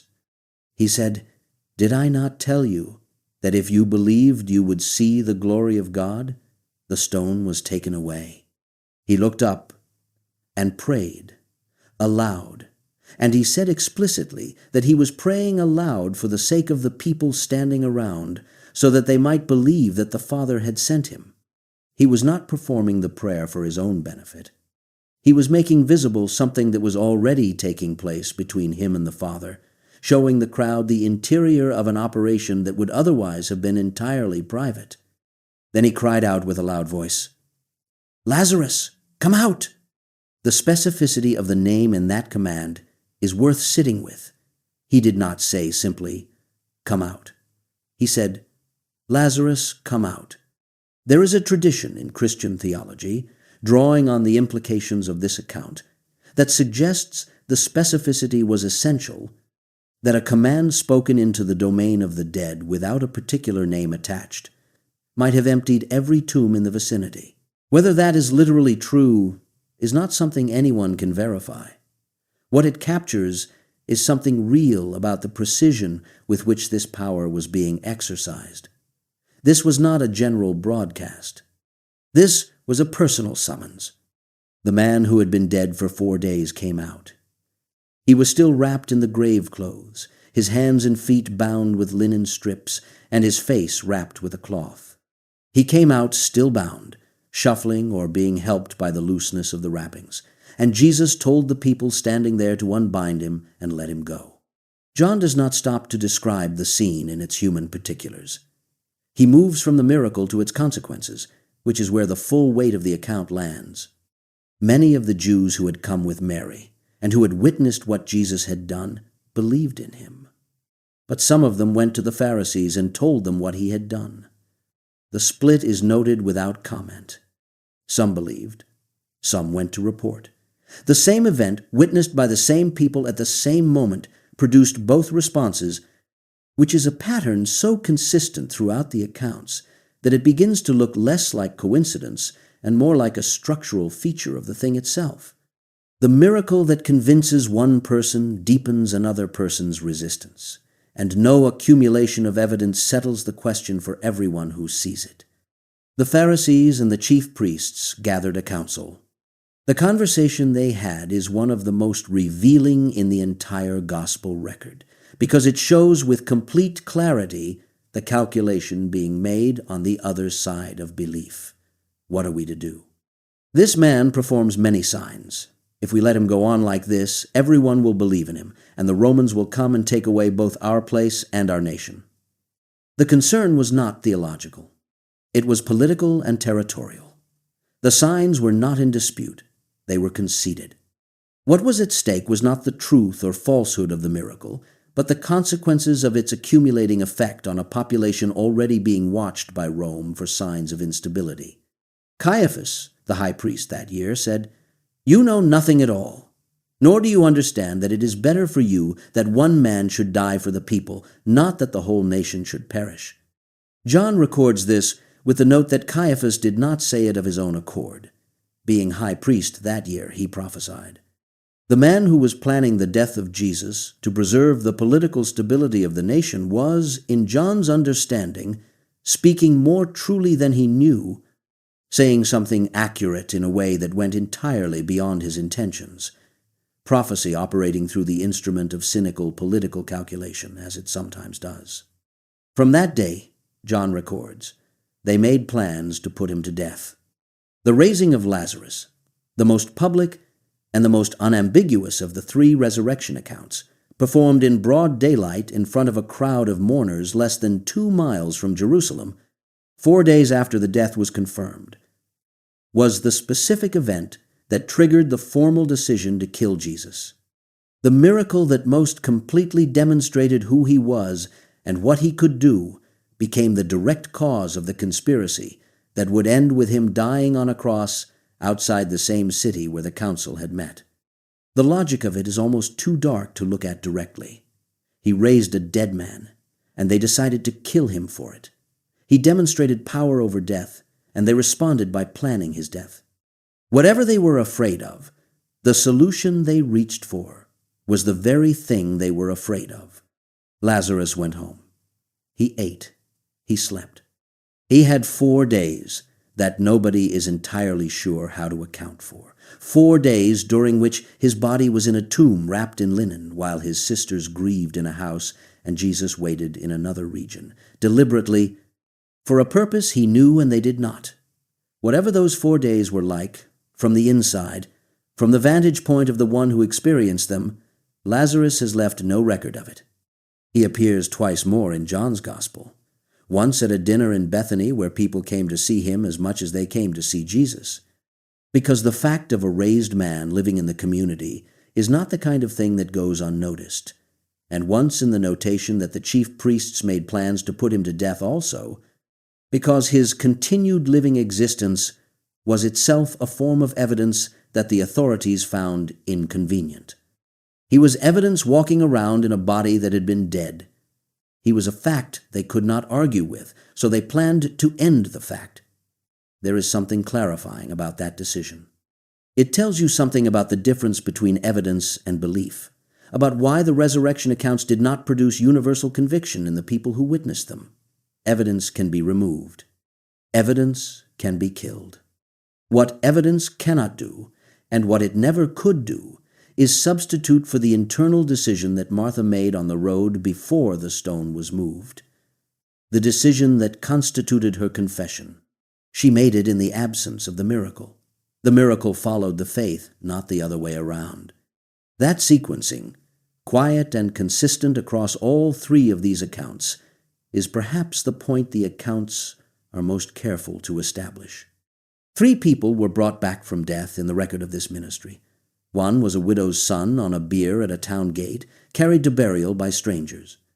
One was a 12-year-old girl in her father's house, in a room from which the mourners had been removed before the word was spoken. One was a man of uncertain age in a sealed tomb outside Bethany, 4 days gone, named specifically and personally by the voice that called him back. In none of the 3 cases was the dead person consulted. None of them asked to return. None of them had a say in the reversal of what had happened to them. The initiative was entirely on the other side, operating from a different set of premises about what death is and what its authority amounts to, when the one standing outside the tomb is the one who said to Martha, without any stone yet moved, or any grave clothes yet unwound, I am the resurrection and the life. That premise, the one that operates from the other side, is what makes the nature miracles harder to categorize than the healings and the resurrections, and in some ways harder to absorb. A healing restores something that has been lost. A resurrection reverses something that seems final. Both of these operate within a framework that human beings can at least conceptually locate. The sick should be well, the dead should not be dead, and when those conditions are reversed, the reversal makes a recognizable kind of sense, a righting of something that had gone wrong.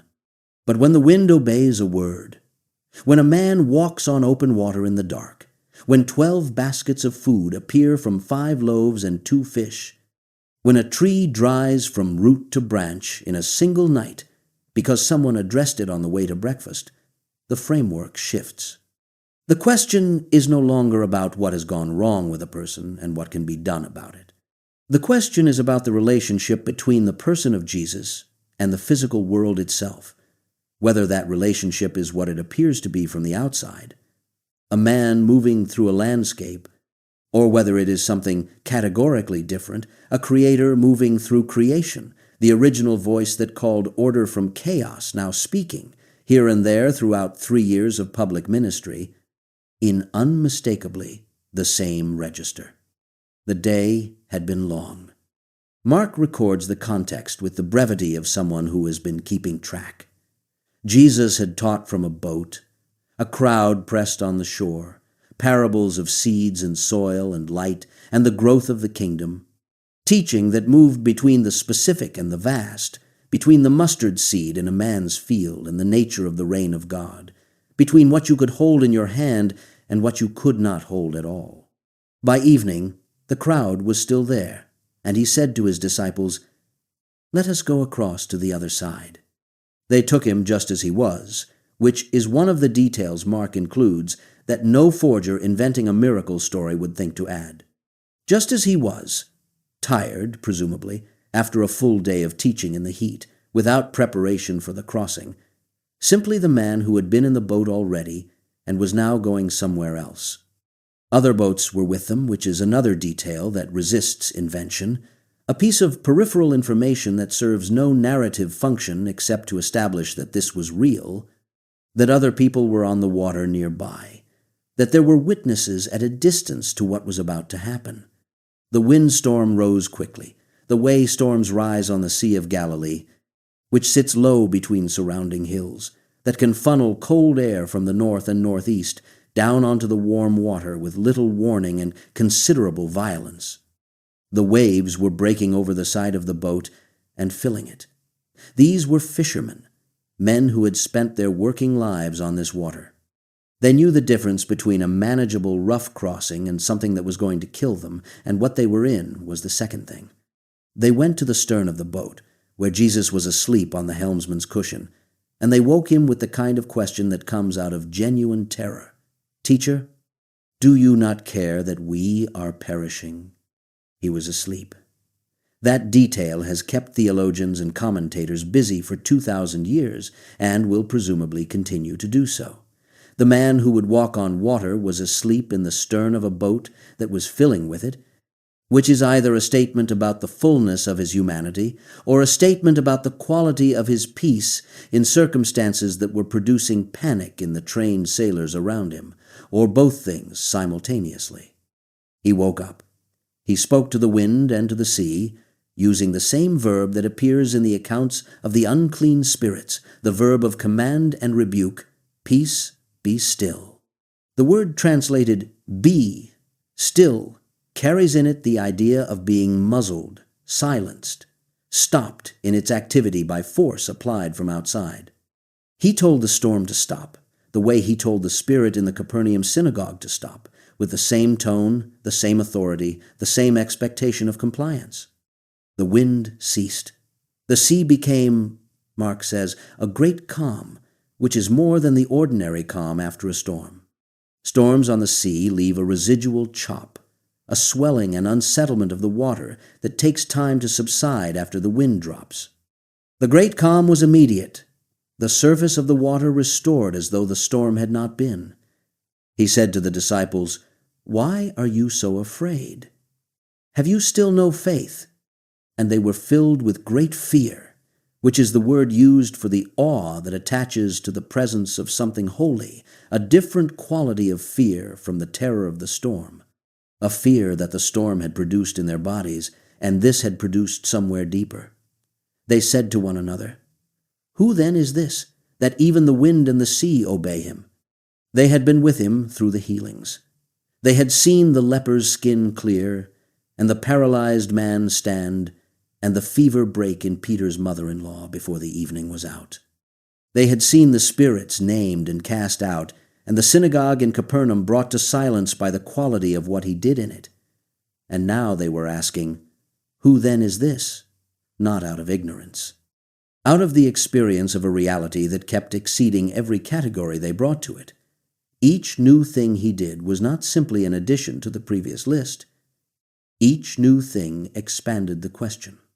The storm obeying him expanded it further than any of the healings had, because the storm had no faith that could cooperate with the miracle and no desperation that could be met with compassion. The storm was simply stopped by a word, by a man who had been asleep on a cushion in the stern. The crossing to the other side was made. The ministry in that region proceeded, and the crowds found him again, because the crowds always found him. And the days that followed the storm on the sea were full of teaching and healing, and the kind of encounter that the accounts describe with a cumulative density, suggesting that no single day was representative of all of them, and no cataloging of the individual events quite captures what the accumulation of those months was like for the people who were present. Then came the news that changed the atmosphere of several of those days at once. John the Baptist was dead, executed by Herod Antipas in a dungeon, his head delivered on a plate to a girl who had asked for it at her mother's instruction. The prophet who had preceded Jesus and baptized him in the Jordan and announced him to his followers, murdered in a prison because a king had made a rash promise at a birthday celebration. Jesus heard the news and withdrew by boat to a desolate place by himself. He did not get the solitude he was seeking. The crowds heard where he had gone, and they came on foot from the surrounding towns, arriving at the desolate place before or alongside him, and when he saw them, Mark records, he had compassion on them, because they were like sheep without a shepherd. He began to heal their sick. He taught them. The day moved toward evening, and the disciples came to him with a practical concern that had, by this point, the texture of men who had grown accustomed to practical concerns arising around Jesus and then becoming other than practical. "This is a desolate place," they said, "and the hour is now late. Send the crowds away to go into the villages and buy food for themselves." He told them they did not need to go away. "You give them something to eat," he said.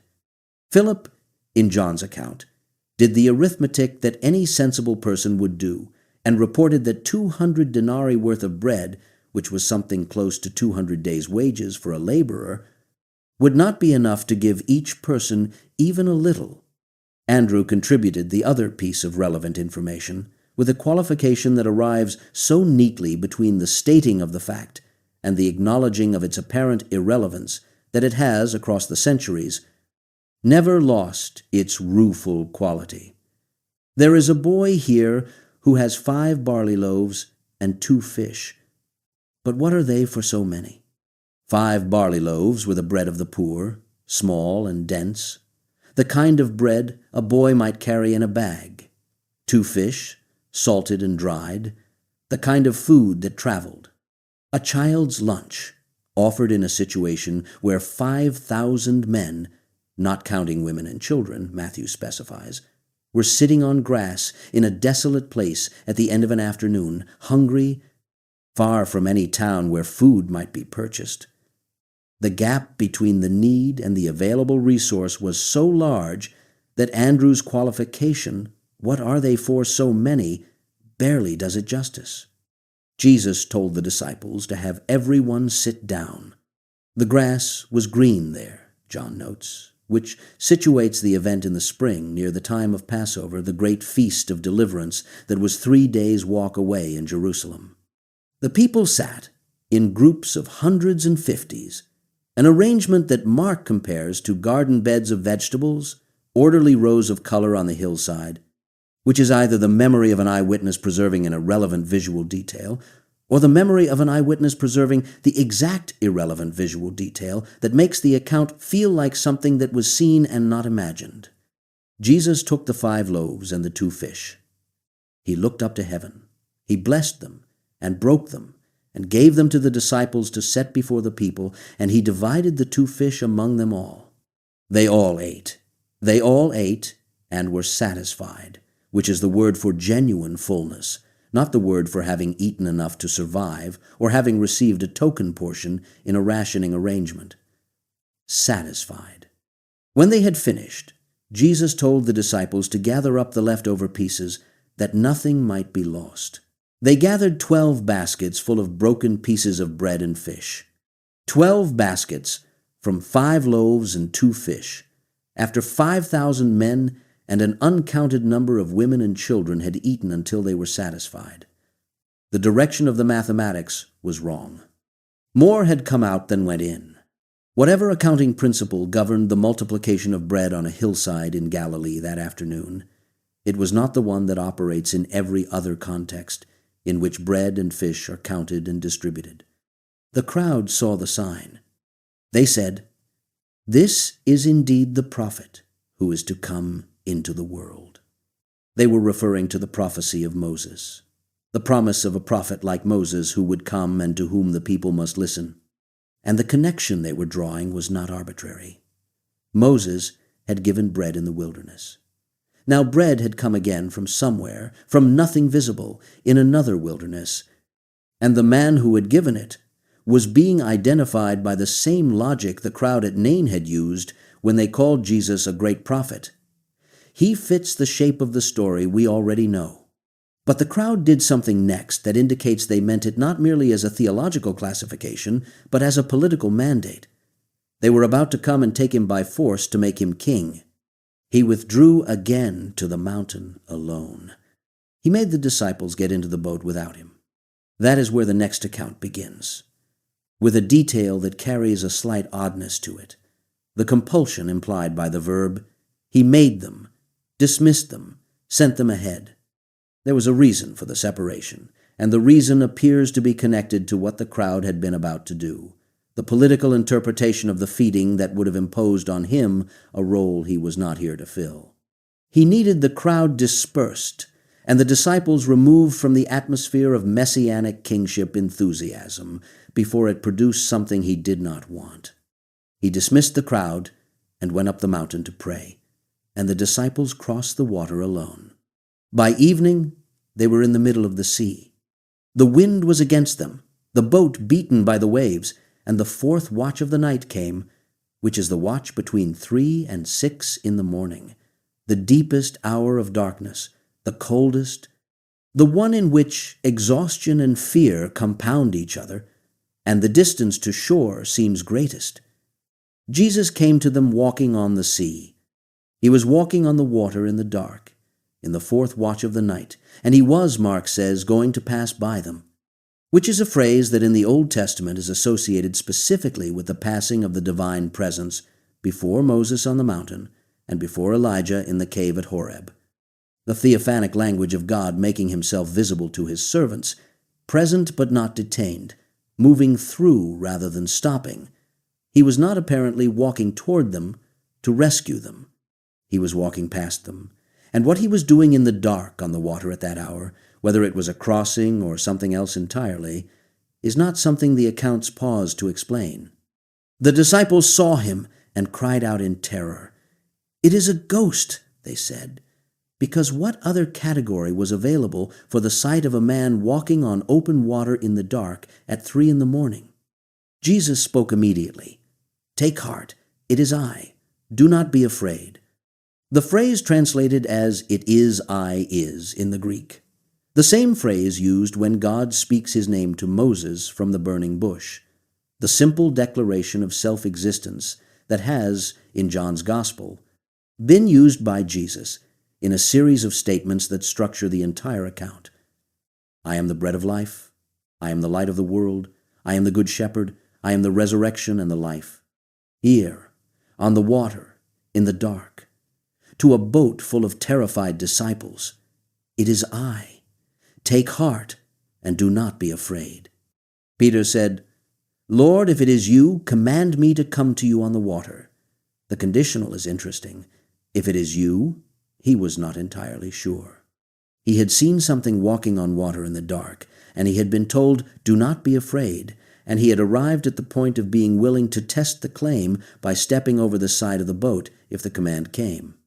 The command came. Peter got out of the boat. He walked on the water toward Jesus, which is to say he did the same impossible thing Jesus was doing, because the command made it possible, because what was impossible for a man walking on his own became possible for a man walking on a word. Then he noticed the wind. Noticed it, which implies that for a moment he had not been noticing it, that the word and the surface beneath his feet had occupied the whole of his attention, and the wind had been present but irrelevant. And then something shifted his attention from the word to the wind, from the voice to the circumstances, and the water was no longer holding him. He began to sink. He cried out, "Lord, save me!" Jesus reached out immediately and caught him. "Oh, you of little faith," he said, "why did you doubt?" They got into the boat together. The wind ceased. Those in the boat worshipped him and said, "Truly you are the Son of God." It is the same question the disciples had asked each other after the first storm. Who is this that even the wind and the sea obey him? But it has moved from a question to a declaration, from wondering to worship, from the bewilderment of people confronting something they cannot categorize, to the recognition of people who have begun dimly and incompletely, to understand what category actually applies. They were still wrong about many of the implications. They would continue to be wrong about many of the implications for a considerable time yet. But they were not wrong about the direction. The feeding of the 5,000 had happened in primarily Jewish Galilee, on the northwest shore of the lake in the spring. Sometime later, after a journey through Phoenicia and the region of the Decapolis and the country east of the lake, Jesus was in Gentile territory, and a crowd had gathered there too, and the situation, when it arrived, had a familiar structure. He called his disciples to him and said, "I have compassion on the crowd, because they have been with me now 3 days and have nothing to eat." He was not observing a logistical problem. He was expressing something interior, the same word that appears in the accounts of the widow at Nain and the leper in the road and the crowd he saw as sheep without a shepherd. "I am unwilling to send them away hungry," he said, "lest they faint on the way, for some of them have come from far away." He had taught them for 3 days. He was not prepared to let them collapse on the road home. The disciples asked where they were to get bread enough in a desolate place to feed so many. They had been present when 12 baskets of fragments were gathered up from the grass. They had been in the boat when the wind ceased. They had watched the water hold a man's weight. And they asked where bread was to come from in a desolate place, which is either a failure of memory or a failure of nerve, or simply the condition of people who are still in the process of understanding what they are dealing with and cannot quite carry the knowledge of the last miracle into the circumstances of the next one. The gap between knowing and trusting is real, and it is not closed easily, even by people who have seen what these people had seen. He asked how many loaves they had. 7, they said, and a few small fish. He told the crowd to sit on the ground. He took the 7 loaves and the fish, gave thanks, broke them, and gave them to the disciples to distribute. They all ate and were satisfied. The fragments left over filled 7 baskets. 4,000 men, besides women and children, Matthew records, had eaten from 7 loaves and a few small fish in a desolate place in Gentile territory. He sent the crowds away and got into a boat.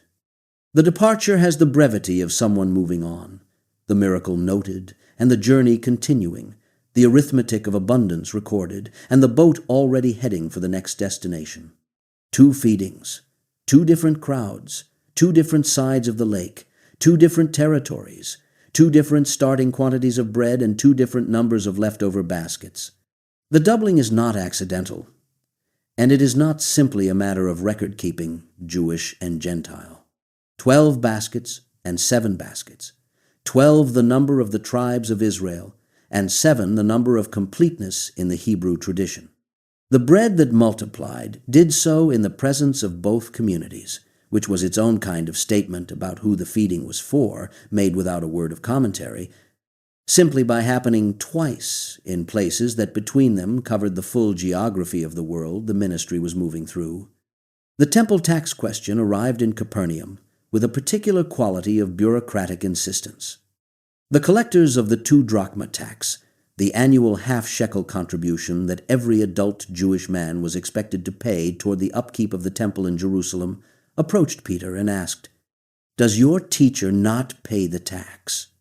It was framed as a query rather than an accusation, which is a kind of social courtesy that carries inside it the implication that the answer had better be yes, and that the occasion for verifying it had now arrived.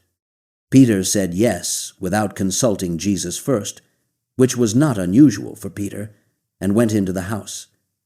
Before he could speak, Jesus asked him a question. "What do you think, Simon?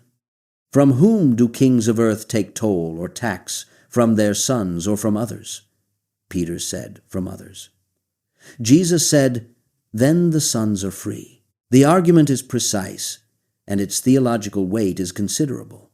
If the temple is the house of God, and if Jesus is who the accounts suggest he is, then the tax levied for the house of God applies to everyone except the son of the house, which means Jesus himself is exempt from a contribution that everyone else was obligated to make. However, he said, not to give offense to them, there was still the matter of the obligation and the collectors waiting outside. "Go to the sea and cast a hook," Jesus said. "Take the first fish that comes up. When you open its mouth, you will find a shekel. Take that and give it to them for me and for yourself." Peter went to the sea. He cast a hook. Matthew does not record what happened next, because Matthew does not need to. The instruction is the account, and the account is sufficient. Peter found the coin. The tax was paid. The miracle left no monument, and required no crowd, and produced no record of amazement from any witness, because there was nothing to witness but a fisherman pulling a fish from the water he had spent his life fishing, and then opening its mouth. The nature of the miracle was almost private. One man, a hook, a fish, and a coin that had no business being where it was, provided for a purpose so specific that it covered exactly two people's obligation, and nothing more, arriving in the precise denomination required, at the precise moment it was needed, from the most improbable available location. It is among all the miracles the most quietly domestic. It is also the one that makes the least effort to be impressive, and perhaps for that reason the one that sits in the memory most persistently, the image of the son of the house, exempt from the tax by the logic of his own identity, choosing to pay it anyway through a mechanism that reveals, without announcing, that the sea and everything in it are not simply a fishing ground, but a treasury operating under different rules. The week that would end in the crucifixion began with a procession into Jerusalem, the crowd spreading their cloaks and cutting branches and shouting Hosanna, and the city stirring with the movement of it. And the morning after, on the road back into the city from Bethany, where Jesus and the disciples had spent the night, he was hungry. There was a fig tree by the road, in leaf, visible from a distance. He went to it expecting to find fruit. In Judea, fig trees typically produce early figs before the main leaves appear, small and edible, the first fruit of the season, the kind that travelers would eat from trees along the road. A tree with leaves and no figs had the leaves without the substance, the appearance of fruitfulness without the thing itself. He found only leaves. He said to the tree, "May no fruit ever come from you again." Matthew records what happened next with the directness of someone reporting what he saw. The fig tree withered at once, not overnight, not gradually over the hours that followed. At once, visibly in the morning light on the road from Bethany to Jerusalem. Mark's account separates the cursing from the withering by one day, the disciples noticing the following morning as they passed that the fig tree had withered to its roots. Peter remembered and said, "Rabbi, look, the fig tree that you cursed has withered." Mark has placed the temple cleansing between the cursing and the withering, the two events framing the third, and the structure seems intentional. The tree cursed for having leaves but no fruit, the temple challenged for being a house of prayer that had become a market, the tree withered to its roots by the following morning, outward form without inward reality, the leaves without the fruit, the building without the worship, the institution without the life it existed to contain. Jesus told the disciples that if they had faith and did not doubt, they would do not only what had been done to the fig tree, but would say to a mountain, "Be taken up and thrown into the sea," and it would happen. Everything asked in prayer with faith, he said, they would receive. And then he added, in Mark's account, the condition that sits beneath the promise. Whenever you stand praying, forgive if you have anything against anyone, so that your Father also who is in heaven may forgive you your trespasses. The power he was describing, the power to address the natural world and be obeyed, the power illustrated by the withered tree, and by the storm silenced on the lake, and by the bread multiplied on the hillside, was not to be understood apart from the moral and relational conditions he was placing around it. Faith operating without forgiveness was not the faith he was describing. The mountain thrown into the sea required both. The fig tree did not grow back. That seems obvious to the point of not needing to be said, and yet the detail matters, because the other nature miracles in the record are all additive. Water becomes better than what was there before. Bread multiplies. The sea is calmed. Fish fill a net. The fig tree is the only miracle of reduction, the only sign in which Jesus applies his authority over the natural world in a direction of diminishment rather than abundance. The single moment in the record where the power is wielded in judgment rather than in restoration.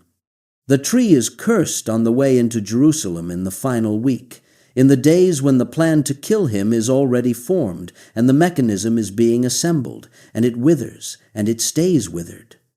Everything else he did in these years was about life. This one was about what happens to the form of life that has spent itself on leaves. 6 miracles that share a grammar without sharing a form. A storm silenced. A man on the water caught before he sinks. 5,000 fed and then 4,000 fed. A coin in a fish's mouth. And a tree that withered by morning. What they have in common is not the mechanism. What they have in common is the relationship between the one who speaks and the thing that is addressed. Wind, sea, bread, fish, water, a tree. Each of them responds to his voice, the way the leper's skin and the paralytic's legs and the dead man in the tomb responded, not with negotiation, not with the slow compliance of things being persuaded, but with the immediate, total compliance of things that recognize the voice of the one who made them and find when that voice speaks that they have no alternative to obedience. The feeding accounts and the water walking and the storm stilling were done before crowds, before disciples, before witnesses who would carry the accounts forward through everything that followed.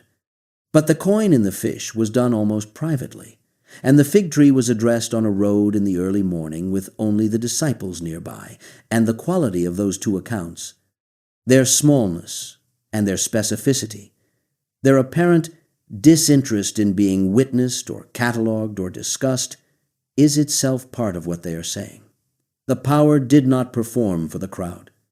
It operated in the ordinary moments too, on the road before breakfast, beside the water in the afternoon, in the spaces between the occasions that anyone would have thought to record. And it operated at the margins. Not the margins in the geographical sense only, though the margins were often geographical. The far shore, the border territory, the region the respectable avoided. The towns people passed through on the way to somewhere else. The margins in the human sense. The people whose situations had been evaluated by everyone with the authority to evaluate them and had been assigned by the consensus of the world they lived in to the category of the permanent and the irreversible. 8 accounts remain from the record of the exorcisms and the stranger healings. 8 encounters that have in common not the mechanism of the miracle or the location or the identity of the person asking, but the nature of the situation being brought to Jesus. Situations that the world around them had decided were finished. The man who lived among the tombs had been evaluated by everyone. He had been evaluated by the people of the Gerasene region, who had tried to bind him with chains and shackles, and had watched him tear the chains apart and break the shackles and return to the tombs and the mountains where he lived, crying out and cutting himself with stones. The evaluation was practical, and it was correct as far as it went. No one had the strength to subdue him. Whatever was in him was stronger than chains. The conclusion the community had reached, the only conclusion available to people working with the resources they had, was that nothing could be done, and so they left him to the tombs. He had been among the tombs long enough that the tombs had become his home, which is the detail that carries the most weight in the account when you sit with it. The tombs were the space reserved for the dead. He was alive and living in them, which meant that the line between the living and the dead had already become, in the practical arrangements of his existence, theoretical. He was not fully in the world of the living. He was not dead. He was in the space between them, where the people, the community of the living, could not accommodate, were left to manage as best they could among the monuments of those who were no longer a problem to anyone. When he saw Jesus from a distance, he ran to him. Mark records this, and it is striking, because the man who could not be chained was running towards someone who had just crossed the lake, a stranger arriving on the shore, and what he did with the running was fall down before him. He shouted, "What have you to do with me, Jesus, Son of the Most High God? I adjure you by God, do not torment me." The same recognition that had appeared in the synagogue at Capernaum, the spirits knowing who Jesus was before the people did, the terror embedded in the recognition, the knowledge of identity combined with the knowledge of what that identity meant for them.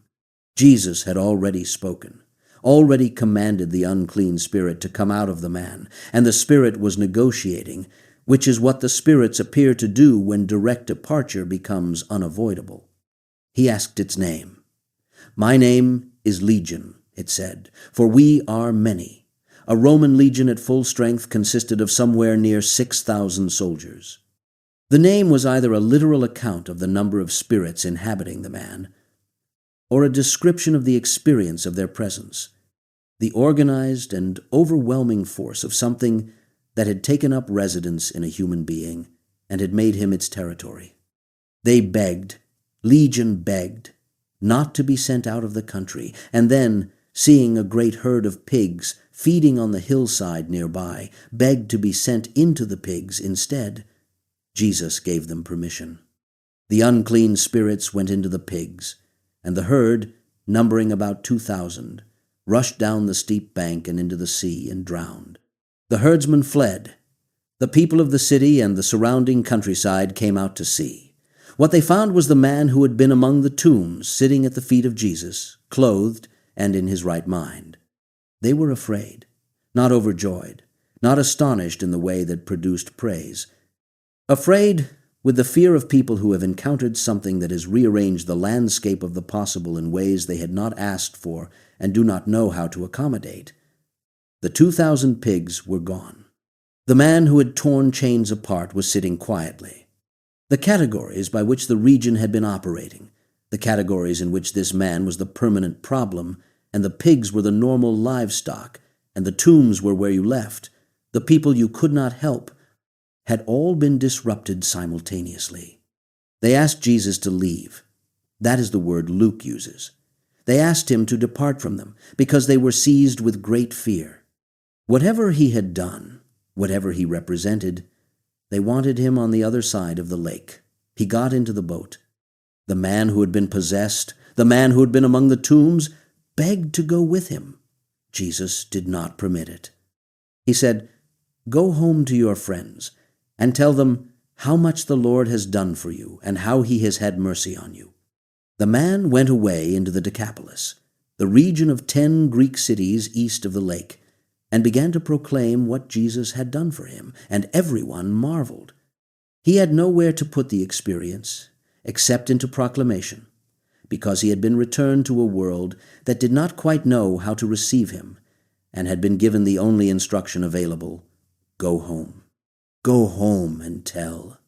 The community that had chained him and abandoned him to the tombs was now going to have to learn to live with his return, and the return was going to require a story, and the story was the miracle, and the miracle was the mercy. He carried that mercy into the Decapolis and told it to everyone who would listen, and everyone marveled, which is not quite the same as everyone believed, but it is where the record ends, and it is where the record has to end, because what the man did with the rest of his life, now that he had one again, is not something anyone wrote down. He had gone into the region of Tyre and Sidon, which was Gentile territory, Phoenician coastland northwest of Galilee, and he had entered a house and apparently hoped to pass through the region without being found. He could not be hidden. The accounts say it plainly and without surprise, as though they have by this point accepted that the pattern holds everywhere. Wherever he goes, the need finds him. A woman heard he was there. She was, as Mark identifies her, a Greek by language and culture, a Syro-Phoenician by racial and ethnic heritage, which is Mark's way of establishing twice over that she was an outsider to the covenant community, a Gentile woman with no claim on the promises made to Israel, no lineage that connected her to the God whose prophet she was now looking for. Matthew calls her a Canaanite woman, which is the older, more historically resonant term, the name of the people who had been in the land before Israel arrived. The name that in the Hebrew tradition carried the weight of everything that stood outside the boundary of the chosen people. She was, by every available classification, not the intended audience for what Jesus was doing in Galilee and Judea. Her daughter had an unclean spirit. That was the whole of her situation. Stated simply, her child was possessed, she was a Gentile, and the man who had been reported to her as someone who cast out spirits was in a house nearby. She came. She fell at his feet. She begged him to cast the demon out of her daughter. What happened next is one of the most uncomfortable exchanges in the entire gospel record, and it has been uncomfortable for readers and interpreters for 2,000 years, which is one of the signs that it is reporting something that actually happened rather than something that was constructed to make a point. He did not answer her at first. The disciples, who had apparently come with him and were now inside the same house, asked him to send her away because she was crying out after them. He told her, when he did speak, that he was sent only to the lost sheep of the house of Israel. And then, when she knelt before him and said simply, "Lord, help me," he said, "It is not right to take the children's bread and throw it to the dogs." The word he used for dogs was a diminutive, the small household dogs, rather than the street dogs, which softens the metaphor without removing it. He was drawing the same boundary that his tradition drew, the boundary between Israel and the nations, the children and the outsiders, framing his ministry and its resources in terms of priority and sequence. She did not dispute the framework. She worked within it.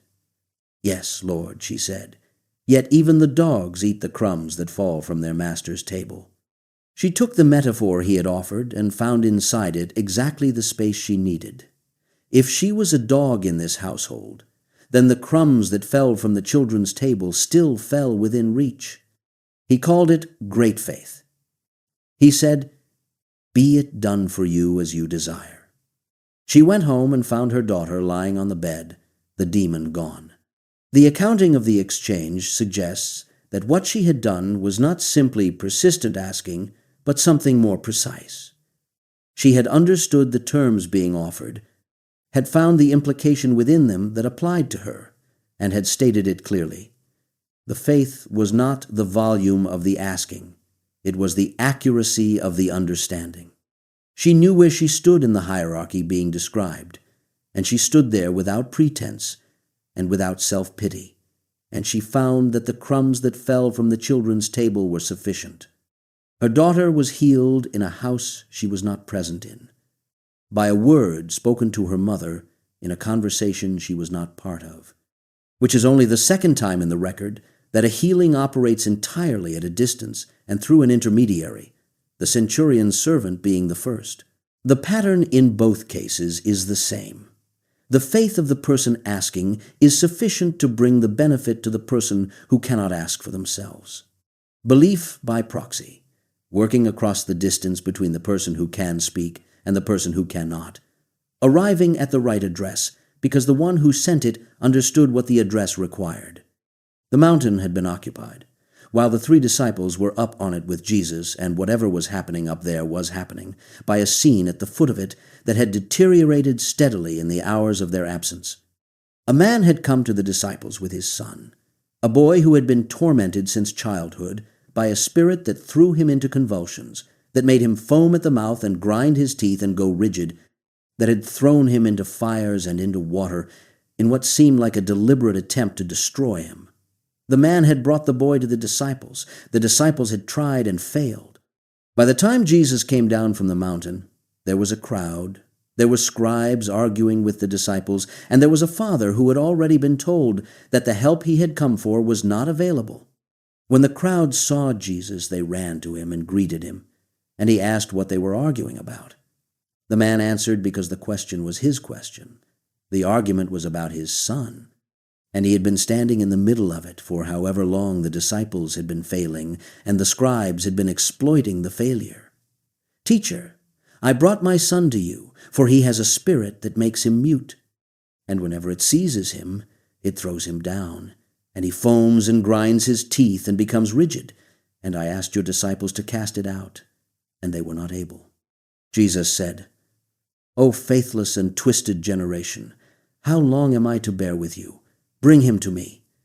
The response sounds like exasperation, and it may have been the particular exasperation of someone who has spent months working with people who still do not quite understand what is being offered or what the terms of access are, who come to the disciples when they should be coming to him, or who have come to him already and been turned away. The boy was brought. The moment the Spirit saw Jesus, it convulsed the boy, threw him to the ground where he rolled about foaming. Jesus asked the father how long this had been happening. "Since childhood," the father said, and then, "But if you can do anything, have compassion on us and help us. If you can." Jesus took the conditional and held it up. If you can, all things are possible for one who believes. And the father said the most honest thing anyone says in any of the miracle accounts, more honest than Martha's confession on the road, more honest than Peter's declaration in the boat, because it carries inside it the gap that the others do not quite acknowledge. I believe, help my unbelief. He was not pretending to have more than he had. He was presenting what he had and acknowledging what was missing and asking for help with both. It is the prayer of a man who cannot produce the faith required on his own authority and is asking for assistance with the deficiency itself, which is either an act of complete honesty or an act of complete despair or both things, and Jesus did not correct it or reject it or ask for more. He addressed the spirit. "You mute and deaf spirit," he said, "I command you, come out of him and never enter him again." The spirit cried out and convulsed the boy terribly and came out, and the boy lay so still that most of the people watching said he was dead. Jesus took him by the hand and lifted him up, and he arose. The father who had said, "I believe, help my unbelief," was watching. His son was standing. Whether his faith had been helped in the interval between the asking and the lifting is not recorded. The boy was standing, and that was the answer the accounts preserve. Inside the house afterward, the disciples asked why they had not been able to cast it out. Jesus said, "This kind cannot be driven out by anything but prayer."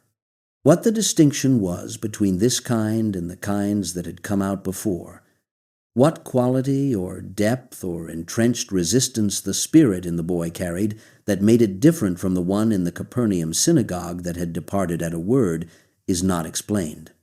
What is established is that the disciples had attempted the exorcism and failed, and that the failure was not the result of the wrong technique, but of something missing at the level of prayer.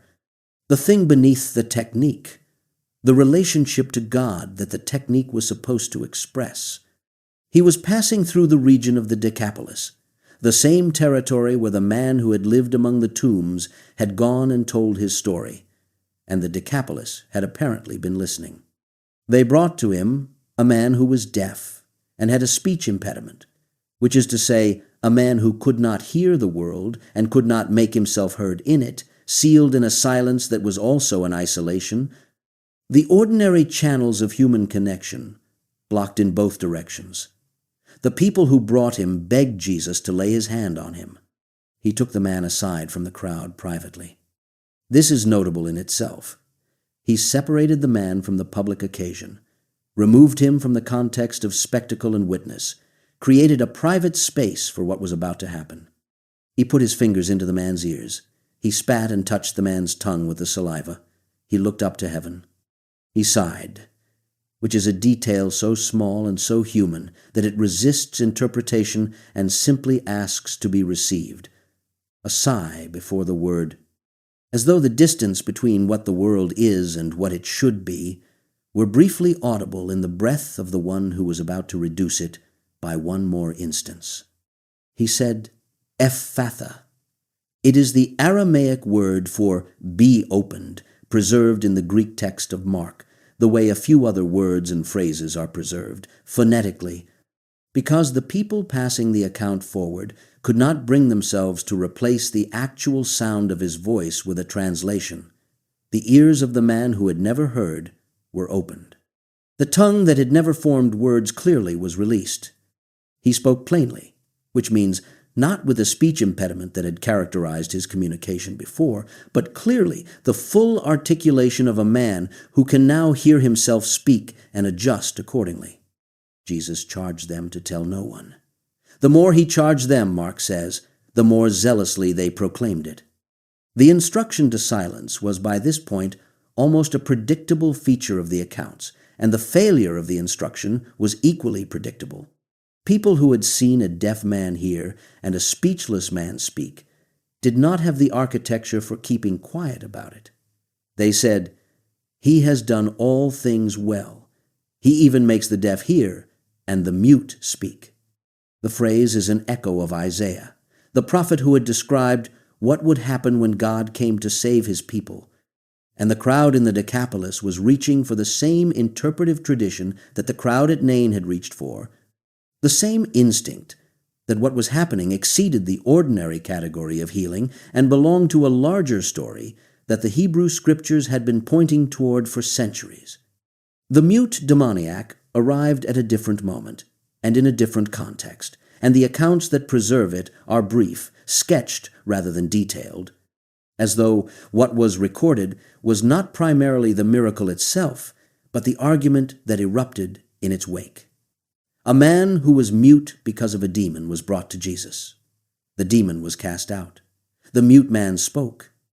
The crowds marveled. They said, "Never was anything like this seen in Israel." The Pharisees said, "He casts out demons by the prince of demons." They had arrived at the same conclusion they would reach again in other contexts, and it was the conclusion of people who could not dispute the fact of the miracle, and chose instead to dispute the source. The power was real. The question was whose power it was. Their answer was that it came from below rather than above, from the ruler of the demonic rather than from God, which was an explanation that preserved the facts and denied the implication. Jesus would address the logic of their position directly in the exchanges that followed. A kingdom divided against itself cannot stand. If Satan casts out Satan, he is divided against himself. And if I cast out demons by the prince of demons, by whom do your sons cast them out? The mute man who had been healed does not speak again in the record, which has a quality of irony to it that the accounts seem to accept without comment. The man who could not speak was given speech, and then the argument moved immediately to the question of the source of the gift, and the newly speaking man disappears into the background of the controversy he had not asked to occasion. He had been mute. He was not mute. The world around him was arguing about what that meant. He was free. The synagogue on this particular Sabbath had a woman in it who had been bent over for 18 years. A disabling spirit, Luke calls it. Whatever the physical mechanism, whether a spinal curvature or a neurological condition or something else that the ancient term spirit of infirmity encompassed, the result was that she could not fully straighten herself. For 18 years she had seen the world from below, had navigated every daily interaction from the angle of someone who could not look up without effort, who saw other people's feet and the lower courses of walls and the ground before her rather than the horizon. 18 years of that particular orientation, imposed by her own body, unrequested and unrelenting. Jesus saw her. He called her to him and said, "Woman, you are freed from your disability." He laid his hands on her. Immediately she straightened up and glorified God, which in context means she looked up, possibly for the first time without pain in 18 years, and what she saw when she looked up, she responded to with praise, the instinct of a person who understood immediately and completely where the healing had come from. The ruler of the synagogue was indignant. He addressed the people rather than Jesus directly, which is the move of someone who wants to register an objection without confronting its target. There are 6 days in which work ought to be done. Come on those days and be healed. not on the Sabbath day. He was technically correct by one reading of the law. He was also speaking to a crowd of people who had just watched a woman stand upright for the first time in 18 years, and his timing was not his best judgment. Jesus called him and the others like him hypocrites, without particular rancor, in the manner of someone naming a thing accurately rather than insulting it. Does not each of you on the Sabbath untie his ox or his donkey and lead it to water? And ought not this woman, a daughter of Abraham, whom Satan bound for 18 years, be loosed from this bond on the Sabbath day? The phrase, daughter of Abraham, is not incidental. It was a statement of belonging, of covenant identity, of the woman's full and proper membership in the community that the synagogue existed to serve. The community from which her 18 years of physical incapacity had not excluded her in legal terms, but had separated her in every practical sense from the full life her standing ought to have included. His adversaries were put to shame. The people rejoiced at all the glorious things that were done by him. Both things happened in the same room. The shame and the rejoicing, the confusion of the authorities and the gladness of the people, occupying the same synagogue at the same moment, which is the social texture of the conflict that was building through these middle months of the ministry. The institutions and the people having different responses to the same events, the crowds moving toward him while the officials moved against him, the gap between the two becoming less bridgeable with every Sabbath that produced a healing in a synagogue. He was at dinner on a Sabbath at the house of a ruler of the Pharisees, which is itself a measure of how complicated the relationship between Jesus and the religious establishment was. He was eating at the table of someone who had reason to be suspicious of him, and they were watching him carefully.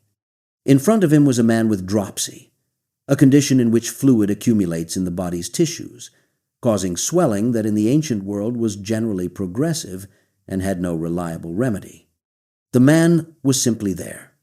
Luke does not explain why he was at a Pharisee's Sabbath dinner, or whether his presence was deliberate, arranged by someone who wanted to see what Jesus would do. He was there, and his condition was visible, and Jesus was aware that he was being watched. He asked the lawyers and Pharisees who were present, "Is it lawful to heal on the Sabbath or not?" They did not answer. They had learned, or were learning, that answering his questions was dangerous, that the questions were not requests for information, but openings to a position that would become untenable the moment they committed to a direction. He took the man and healed him and sent him away. Then he asked, "Which of you, having a son or an ox that has fallen into a well on a Sabbath day, will not immediately pull him out?" They could not reply.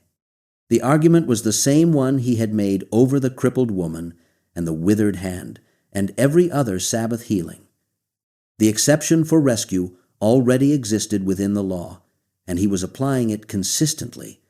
And the consistency of the application was what they could not find a counter-argument for. The man with dropsy was healed between two silences. The silence of the lawyers and Pharisees before the healing, who would not answer whether it was lawful, and their silence after, who could not answer the question about the ox in the well. He occupied the space between two refusals to engage, and in that space was healed and was sent away before the conversation continued without him.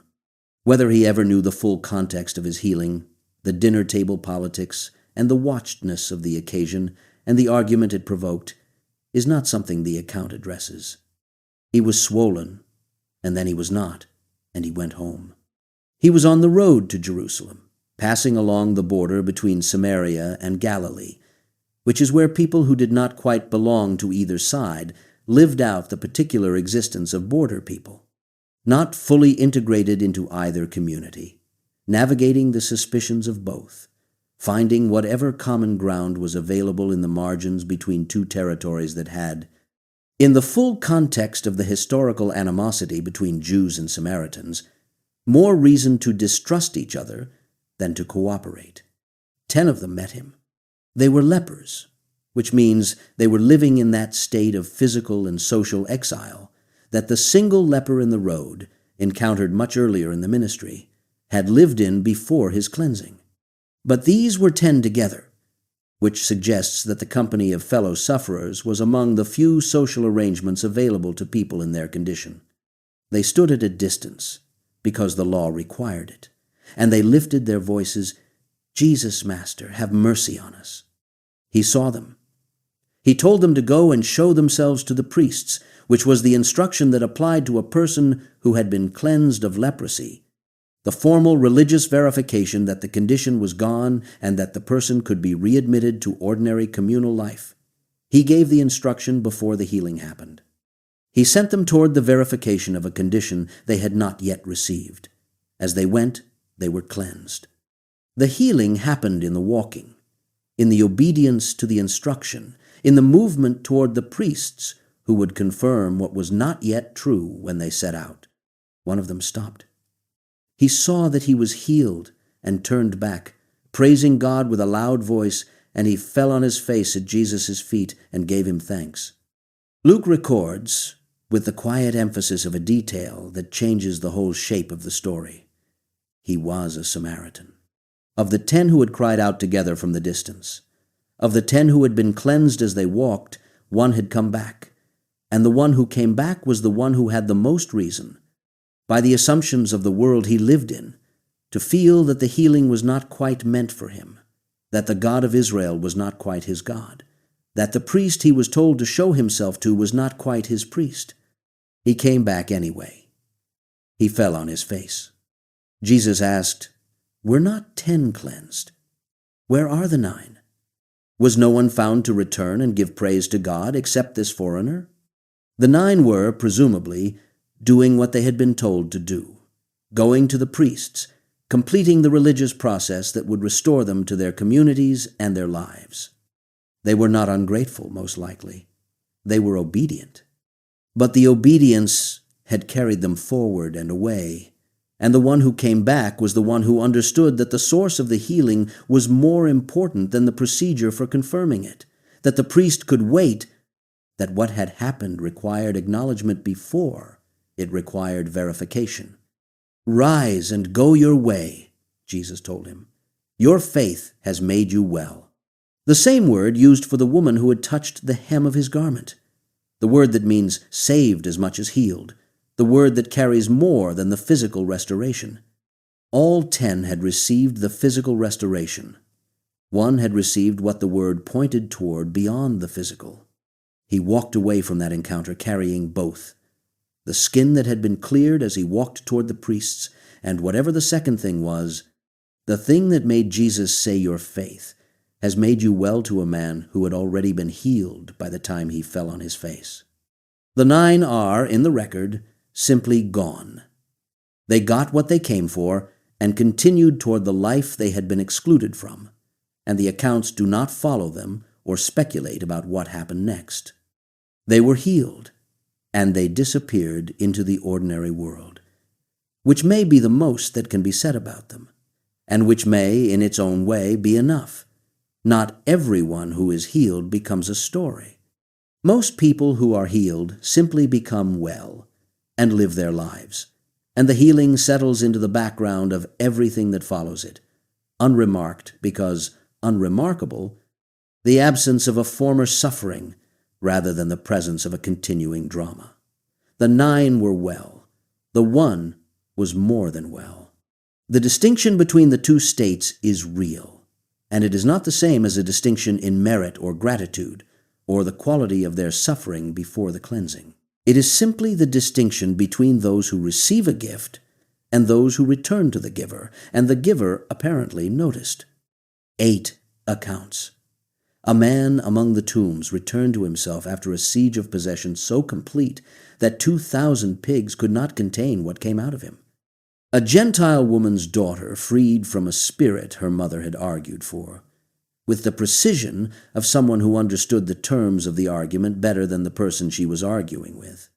A boy who had been thrown into fires and water since childhood, held by a spirit that his father described with the tired specificity of someone who has watched this happen too many times, lifted up by a hand that had just rebuked the thing that was destroying him. a deaf man taken aside and opened with a word in Aramaic that Mark could not bring himself to translate, because the original was the thing. A mute man who spoke and disappeared into the controversy his healing created. A woman bent for 18 years who straightened up in a synagogue on the wrong day, according to the ruler, and on exactly the right day, according to everyone else. A man with swollen limbs healed between two silences at a dinner table where everyone was watching. 10 lepers cleansed as they walked toward verification, and one of them turning back to fall at the feet of the source. The pattern across all 8 is not the mechanism. The pattern is the direction.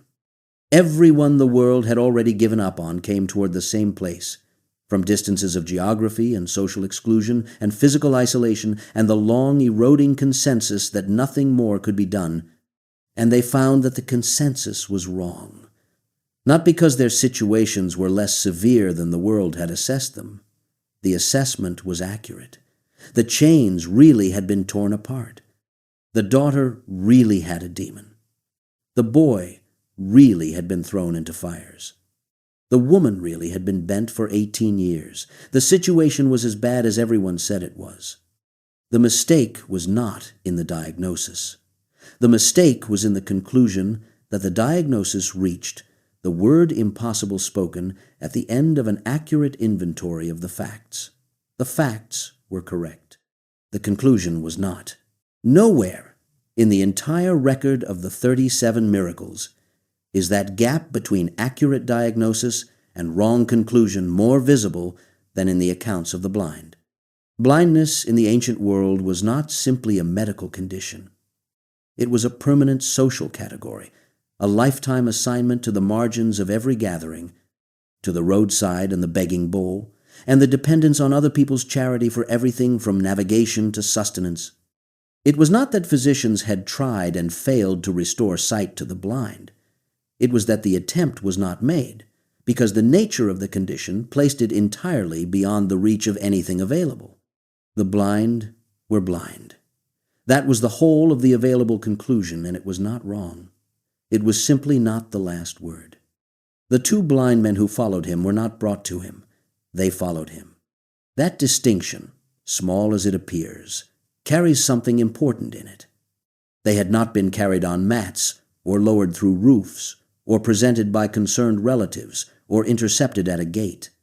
They had heard that Jesus was passing, and they had followed, moving through the crowd by whatever means available to men who cannot see the road ahead of them, navigating by sound, and by the edges of things, and by the particular stubbornness of people who have decided that the opportunity in front of them is not going to be missed through any fault of their own. They cried out as they followed, "Have mercy on us, Son of David." The title is specific. Son of David was a messianic address, rooted in the promise that a descendant of David would come as king and deliverer, and it appears in the mouths of blind men and beggars and outcasts throughout the accounts, which is worth noting. The people with the least social standing, the ones with the most obvious need and the least political calculation in their request, used the explicitly messianic language, while the people with the most to say about the Messiah were careful to avoid it. The 2 blind men were not being careful. They were being accurate, in the way that desperate people are often more accurate than comfortable ones. He did not stop in the street. He went into the house, and they followed him there, into the house, pursuing the opportunity through the door and into the private space beyond the crowd, which is another measure of their determination. He turned and asked them, "Do you believe that I am able to do this?" Not, "Do you have enough faith?" Or, "Are you sufficiently devout?" Or, "Have you kept the law as required?" Simply, "Do you believe I am able?" They said yes. He touched their eyes. He said, "According to your faith be it done to you." Their eyes were opened. He sternly warned them to tell no one. The verb is the same used to muzzle an animal, the forceful silencing command, and these 2 men obeyed it for approximately the length of time it took them to get out of the house and back into the district, whereupon they told everyone. They spread his fame through the whole district, which was the predictable outcome of a directive to silence given to people who had just seen for the first time. Whatever the purpose of the instruction to silence, and the purpose is disputed and has been debated since the accounts were first written down, the practical result was the same as it always was. The ones who had received the gift could not contain it, because a gift of that magnitude does not stay contained.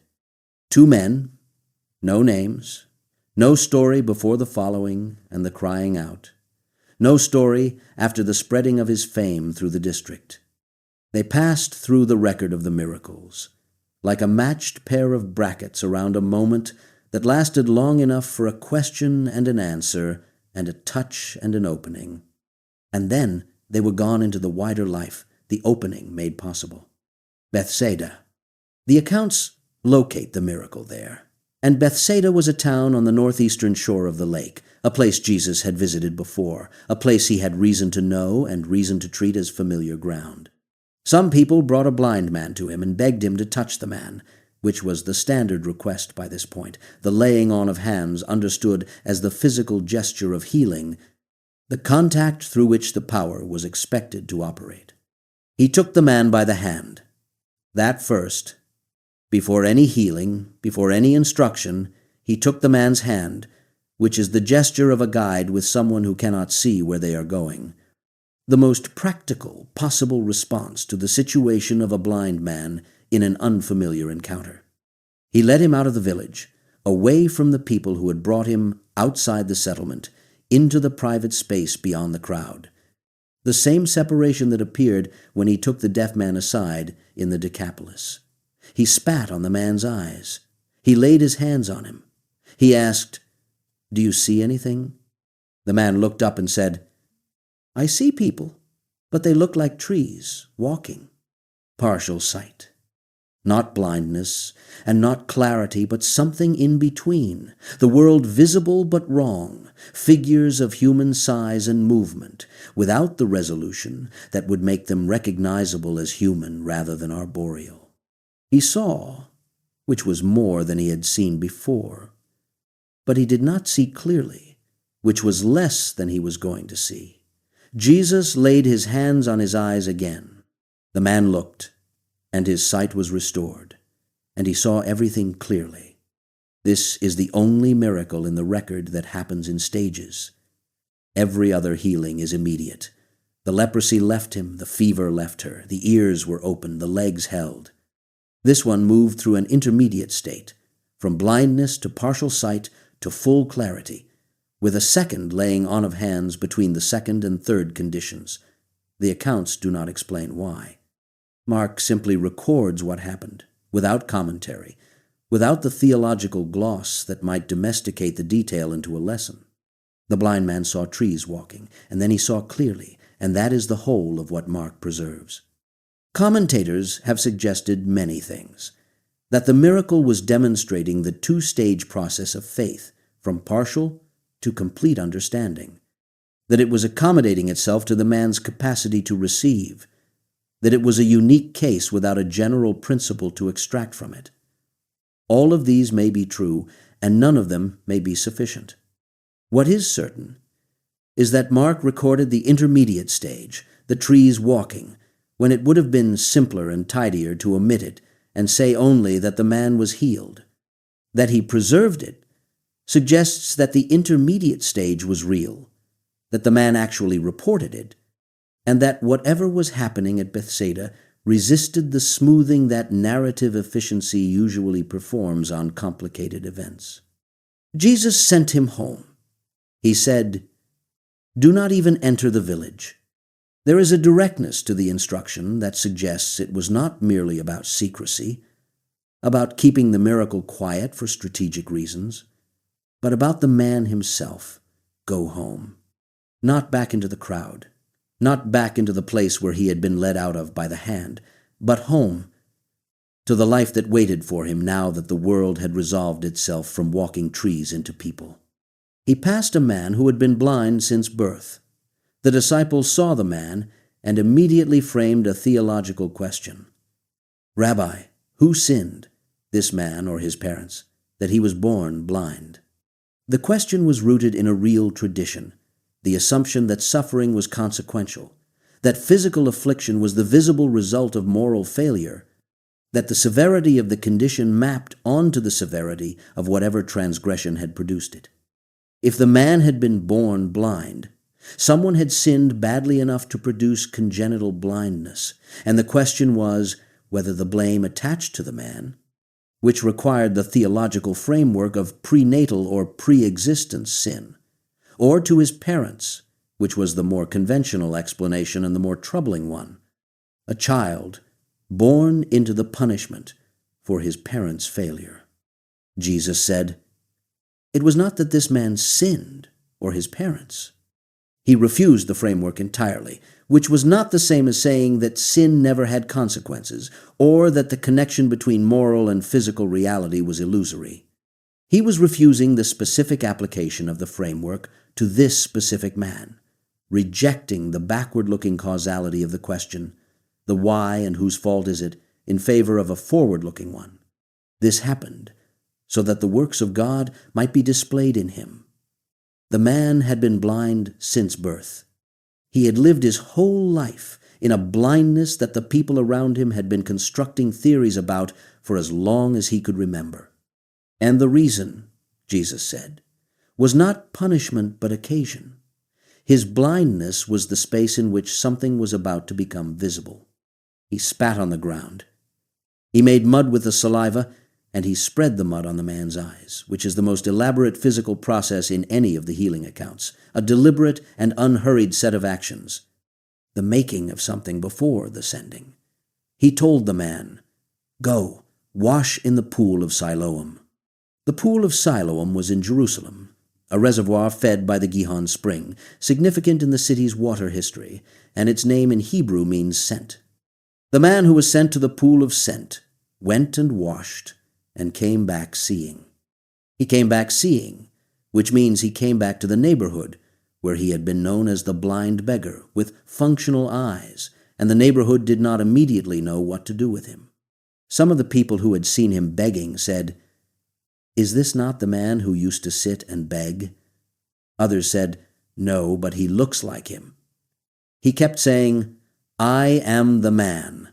The insistence has a slightly comic dimension that the text does not obscure, the man having to argue repeatedly for his own identity, the community finding it easier to believe that two people looked very similar than that one person had stopped being blind. They brought him to the Pharisees. It was, they noted, a Sabbath when Jesus had made the mud and opened his eyes. The Pharisees interrogated him. "How did you receive your sight?" He said, "He put mud on my eyes, and I washed, and I see." Some of the Pharisees said, "This man is not from God, for he does not keep the Sabbath." Others said, "How can a man who is a sinner do such signs?" There was a division among them, and so they asked the man who had been healed what he thought of the man who had healed him. He said, "He is a prophet." They did not believe he had been blind until they sent for his parents. His parents came and confirmed that, yes, this was their son, yes, he had been born blind. But how he now sees, or who opened his eyes, they said they did not know, and their deflection was not ignorance. John records the reason explicitly. His parents said this because they feared the religious authorities, who had already agreed that if anyone confessed Jesus to be the Messiah, that person would be expelled from the synagogue. His parents were protecting themselves by redirecting the question. "Ask him," they said. "He is of age."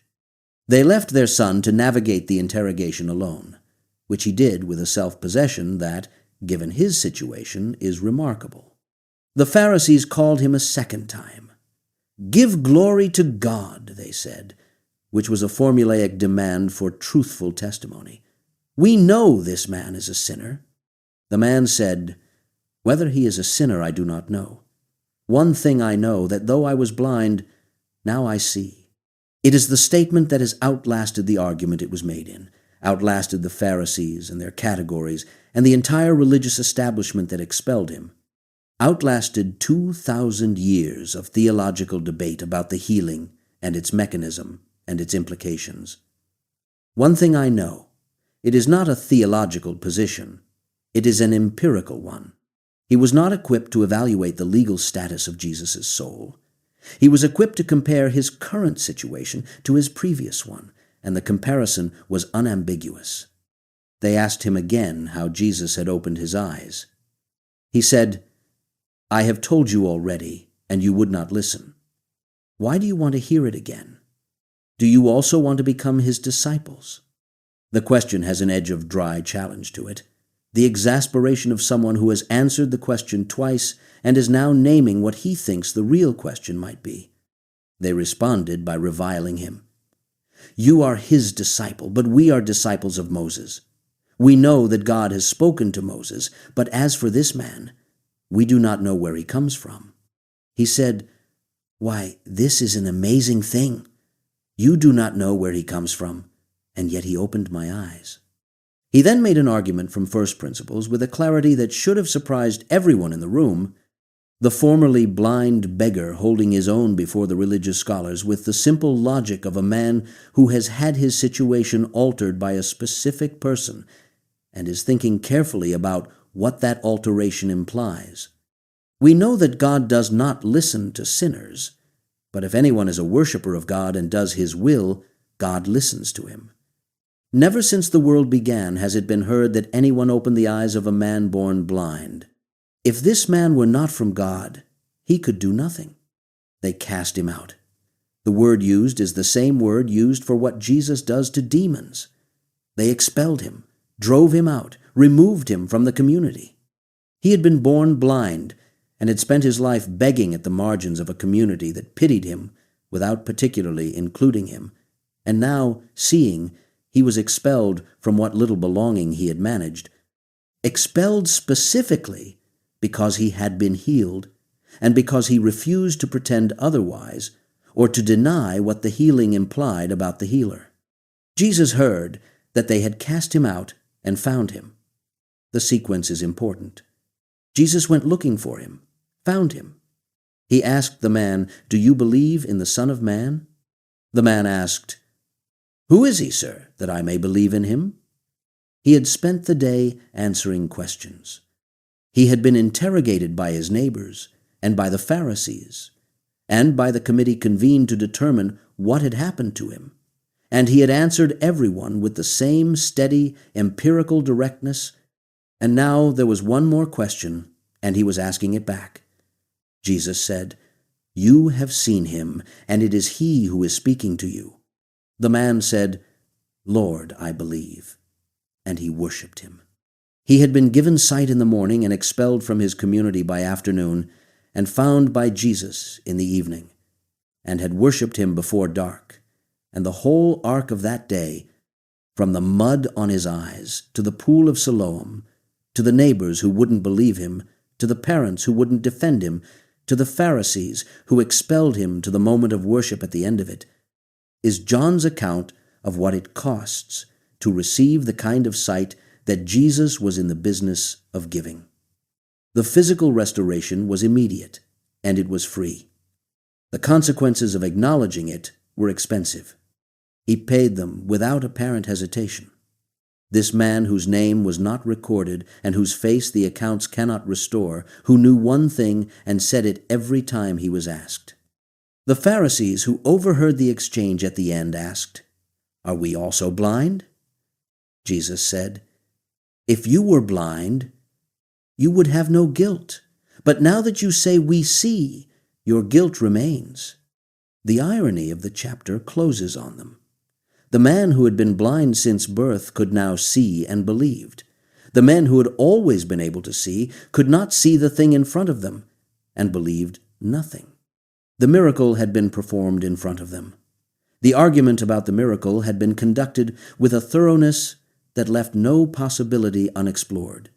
The evidence was complete. The conclusion was still wrong.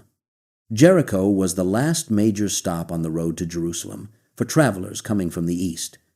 It sat low in the Jordan Valley, one of the oldest continuously inhabited cities in the world, warm and lush in a landscape that was mostly bare, and in the final week before the crucifixion, Jesus passed through it on his way to the events that were gathering in the capital. The crowd traveling with him was large. The atmosphere, given what the crowd knew or sensed about the nature of the journey, was charged with the particular energy of people who are part of something that has not yet resolved itself. He was sitting by the road. Bartimaeus, which in the Aramaic means son of Timaeus, and it is the kind of name that gets recorded because someone who was there remembered the person clearly enough to preserve it, was blind and begging. The two conditions, bound together as they always were in the ancient world, the blindness producing the poverty, producing the begging, the three of them a single compound situation with no exit visible from inside it. He heard that Jesus of Nazareth was passing. He began to cry out, "Jesus, Son of David, have mercy on me." Many in the crowd rebuked him. The rebuking of a blind beggar shouting at the edge of a road is not a morally complex action in the context of the first century. He was making noise. He was drawing attention away from the important person everyone had come to see. He was the wrong class of person for this occasion, and the rebuke was the natural reflex of people who were policing the boundaries of an event they felt proprietary about. He was told to be silent. He cried out all the more, "Son of David, have mercy on me." The persistence carries the weight of someone who understood that this was not an occasion that would recur. Jesus of Nazareth was passing. He was going to Jerusalem, which everyone knew, and what happened in Jerusalem was not predictable, except in the general direction of either triumph or catastrophe. And either outcome meant that the road from Jericho to Jerusalem was a road on which opportunities did not wait. He shouted louder than the people telling him to be quiet, which required a particular quality of determination from a man whose daily experience was built around the need not to give offense, not to make himself more of a nuisance than his condition already made him, to take quietly what was given, and accept quietly the indifference of what was not. Jesus stopped. He said, "Call him." The people who had been telling Bartimaeus to be quiet were now the people telling him to take heart, that Jesus was calling him. The role of gatekeeper and the role of courier occupying the same person within the span of 30 seconds, which is the kind of detail that survives because it is too human to invent. Mark records the next moment with a specificity that belongs to an eyewitness. Throwing off his cloak, he sprang up and came to Jesus. The cloak was what he spread on the ground when begging, the receptacle for whatever coins landed near him in the course of the day. He threw it off and left it. He was moving toward something, and the cloak could wait, or the cloak did not matter, or both. Jesus asked him, "What do you want me to do for you?" The question is more significant than it sounds, because the question acknowledges the man's agency, his capacity to articulate his own need, his standing as a person with a specific desire that deserves to be heard and named rather than assumed and addressed without the courtesy of the asking. He asked Bartimaeus what he wanted, which is the same question he would shortly be asked by James and John, who wanted to sit on his left and right in the kingdom, a request that did not go well for them. He asked Bartimaeus, and Bartimaeus said, "Rabbi, let me recover my sight." Not, "Give me money," though money was what he had been sitting on the road asking for. Not, "Give me something to eat or somewhere to go or a place in your company." He asked for his sight, which is the thing he had been without, and the asking was clean and direct and without preamble, the request of a man who knew exactly what he needed and had been given the remarkable opportunity to say it out loud to the one person who could do anything about it. Jesus said, "Go your way. Your faith has made you well." Immediately he recovered his sight and followed Jesus on the way. He followed him on the way, which in Luke's account is the occasion for the crowd to praise God, and in Mark's account is simply the last thing recorded about Bartimaeus. He saw and he followed. On the road to Jerusalem, where things were about to become everything the Psalms had said they would be, and more terrible than anyone had prepared for. Matthew's account of this same event, or a very similar event, names 2 blind men at Jericho rather than 1, which is the pattern that appeared earlier with the 2 blind men who followed Jesus into the house, Matthew including a companion where the other accounts name only the principal. Whether there were 2 men, and Mark and Luke chose to focus on the one whose name they knew, or whether the accounts are describing 2 different events in the same city, is a question that has occupied careful readers for centuries, without arriving at a resolution that everyone accepts. Both possibilities are live. The name Bartimaeus is Mark's contribution, and it is the kind of name that survives in the oral tradition of an eyewitness community, the name of a man someone knew, whose story someone had heard directly from him, or from people who had been there. 4 accounts of blindness reversed, and across all 4 of them the same structural observation holds that holds across every other category of miracle in the record. The healing is never the end of the story. It is always the beginning of a different problem. The 2 blind men healed in the house spread the fame they had been told to keep quiet, and the spreading was inevitable. The man at Bethsaida went home to the life that waited for eyes to navigate it. The man born blind was expelled from his community, and found by the one who had healed him and worshipped him before the day was out, and the Pharisees who had engineered the expulsion were told that their sight was the condition of their guilt. Bartimaeus threw down his cloak and followed on the road toward Jerusalem. In none of these 4 cases did the opening of the eyes resolve anything neatly. In every case, it introduced the newly sighted person into a world that had to be renegotiated, a world that had previously organized itself around the fact of their blindness and now had to reorganize around the fact of their sight. The neighbors who had known the beggar at the pool of Siloam did not know what to do with the man who walked back through their streets seeing.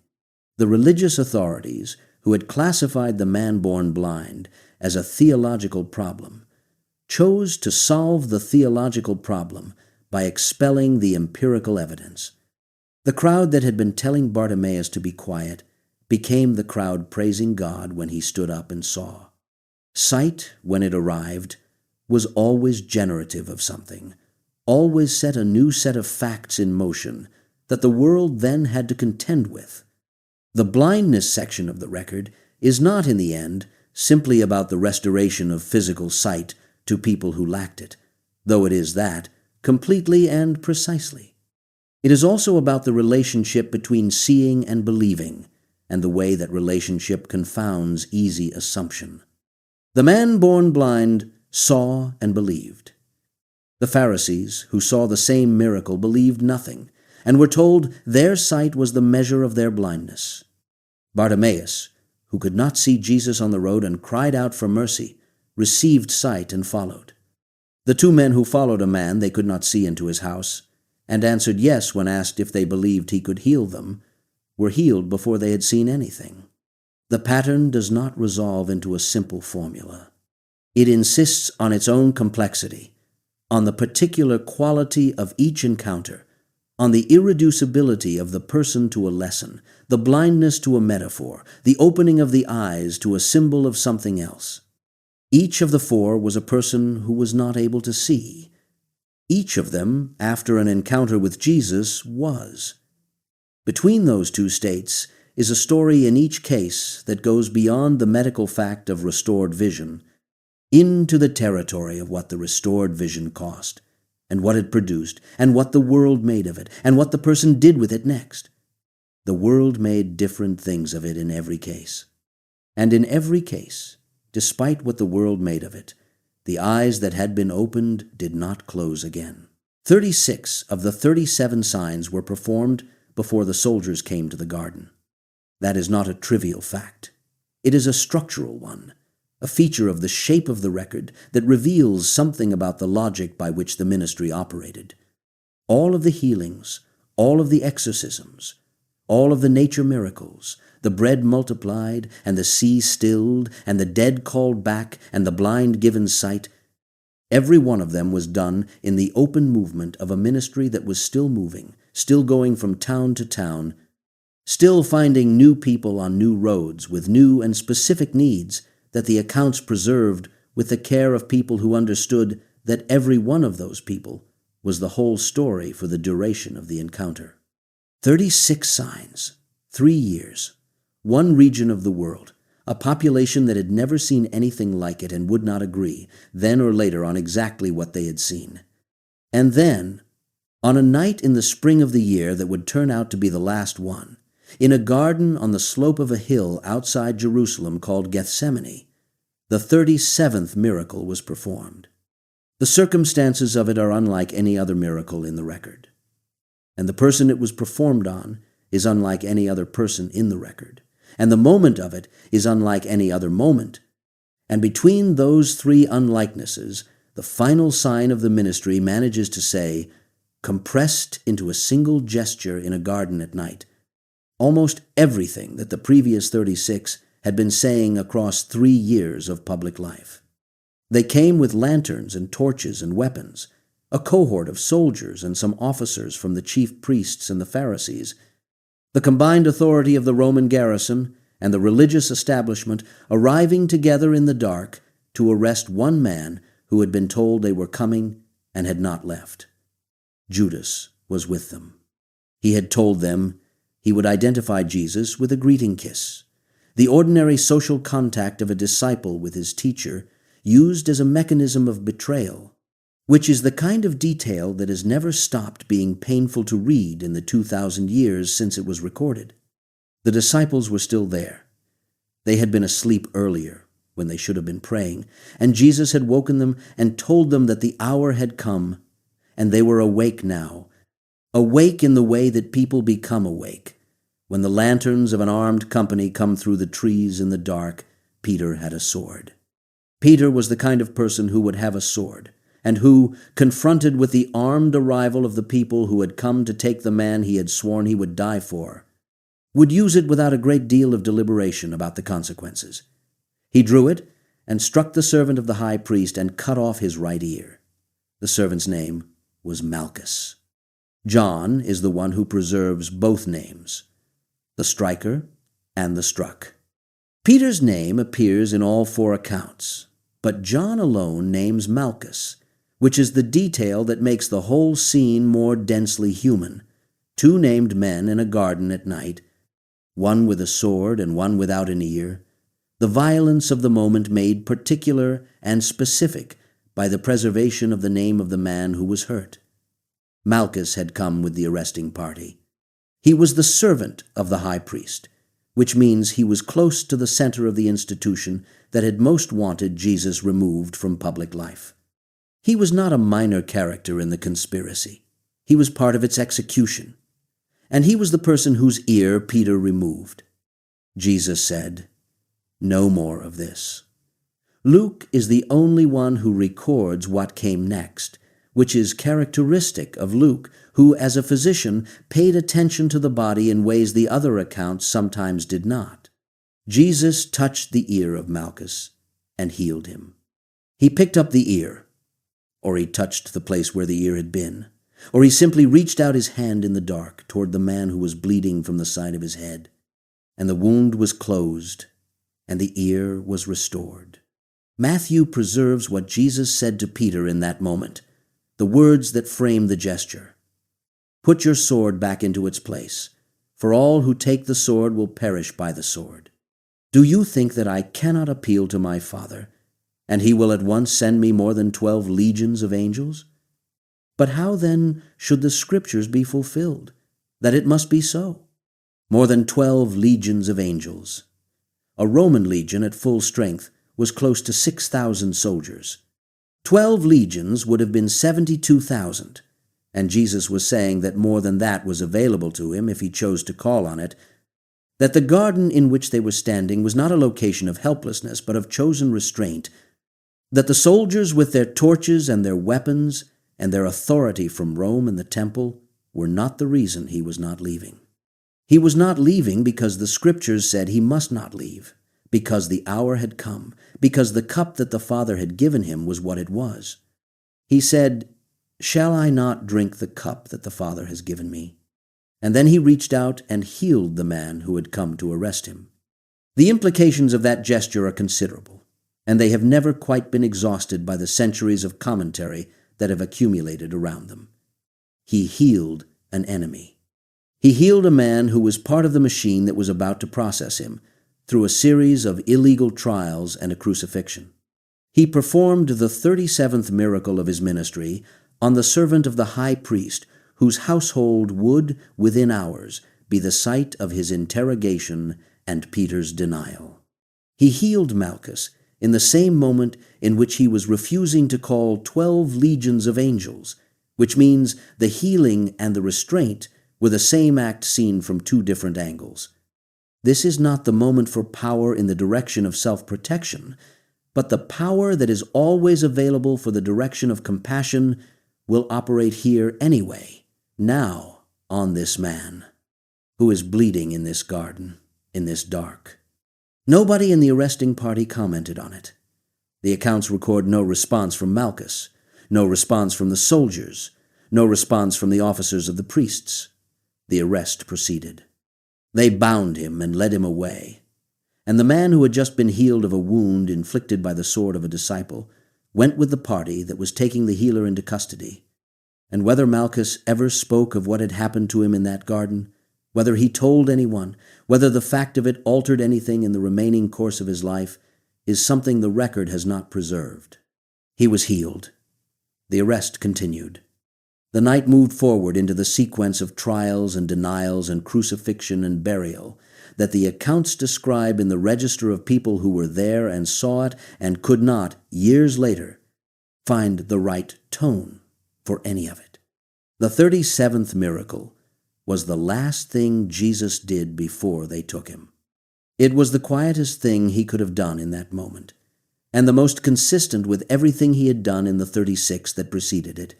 He saw someone who was hurt, and he healed them. Not because the situation called for it, not because it was advantageous, not because anyone had asked, because someone was hurt, and he healed people who were hurt. And that principle did not suspend itself in gardens at night when armed companies arrived to arrest him. The crucifixion happened. The burial happened. The resurrection happened. On the third day, in the manner the accounts describe, with the empty tomb and the folded grave clothes, and the women who came with spices and found the stone rolled away, and the guards gone, and a young man in white inside telling them he had risen. The resurrection accounts are not part of this particular record, because they are not miracles performed by Jesus in the sense that the previous 37 are miracles performed by Jesus. The resurrection is something done to him as much as something done by him. The act of the Father restoring the Son, the vindication that follows the cup, the answer to the question of whether the things he had said about himself and about death were true. The resurrection is the context in which the miracles make sense, but it is not itself a miracle of healing or nature in the catalog that runs from Cana to Gethsemane. What belongs to this record is the morning on the shore. They had gone back to fishing. Simon Peter and Thomas, called the twin, and Nathanael of Cana, and the sons of Zebedee, and two others whose names the account does not record, had returned to the Sea of Tiberias, which is the sea they had grown up beside, the sea whose moods they knew and whose fish they had spent their working lives chasing. Peter said, "I am going fishing." They said, "We will go with you." The declaration and the response together have the quality of people who need something to do with their hands, something familiar in a period that has been overwhelmingly unfamiliar. The nets and the boat and the known rhythms of the night, crossing offering a form of occupation that grief and confusion and the presence of a risen man cannot quite fill. They caught nothing that night. Just as day was breaking, a figure stood on the shore. The disciples did not recognize him, which is consistent with the resurrection appearance accounts, where the risen Jesus is frequently not immediately identified by the people who knew him best. The Mary who mistakes him for the gardener, the two on the road to Emmaus who walk for hours with him and do not know him until the breaking of the bread. He called out to them across the water, "Children, do you have any fish?" They said no. He told them to cast the net on the right side of the boat, and they would find some. They cast it. They could not haul it in because of the quantity of fish. The beloved disciple, the one who had been closest to Jesus at the Last Supper and who had stood at the foot of the cross, recognized him first. He said to Peter, "It is the Lord." And Peter, who had denied Jesus 3 times in the courtyard of the high priest around a charcoal fire, who had been told to put up his sword in the garden, who had run to the empty tomb and gone away wondering, immediately put on his outer garment, because he was stripped for work, and threw himself into the sea. He could not wait for the boat. The distance between where he was and where Jesus was standing was not a distance he was willing to maintain for the time it would take the boat to reach the shore. The others came in the boat, dragging the net full of fish. When they got to land, they saw a charcoal fire in place, with fish laid on it, and bread, the charcoal fire. John has already used that specific detail, the charcoal fire, once in the Passion narrative. It was around a charcoal fire in the courtyard of the high priest that Peter stood warming himself when the servants and officers asked 3 times if he was one of the disciples, and 3 times he denied it. John places another charcoal fire on the shore at dawn, beside the risen Jesus, and does not comment on the parallel, does not draw the connection with an explanatory note, trusts the reader to feel the resonance between the 2 fires. The denial had been made at a charcoal fire. The restoration would happen at another one. Jesus told them to bring some of the fish they had caught. Simon Peter went aboard and hauled the net ashore, full of large fish, 150, 3 of them. John records the number with the precision of someone who counted, or who was told by someone who counted, and the number has generated more commentary than almost any other specific detail in the Gospel accounts. 153. Various interpreters across the centuries have found in it a triangular number, a reference to the species of fish known in the ancient world, a gematria of a phrase from the Hebrew Scriptures, an echo of Ezekiel's vision of the restored Israel with fish from En-Gedi to En-Eglaim. What it does not require an interpretive key to convey is that someone counted. Someone, in the aftermath of a morning that had begun with nothing, and had produced a net so full it could not be hauled in, actually counted the fish. The net was not torn. 153 fish, and the net was not torn. Jesus said, "Come and have breakfast." None of them dared ask him who he was. They knew it was the Lord, and the knowing coexisted with a quality of the encounter that made the question impossible, a presence so altered and so recognizable at once that naming it directly felt like it would break something. He came and took the bread and gave it to them, and so with the fish. He had given bread to 5,000 people on a hillside, and to 4,000 people in the Decapolis. And now he was giving bread and fish to 7 men on the shore of the lake, where most of them had spent their lives. In the gray light of a morning, after a night of catching nothing, the scale was entirely different.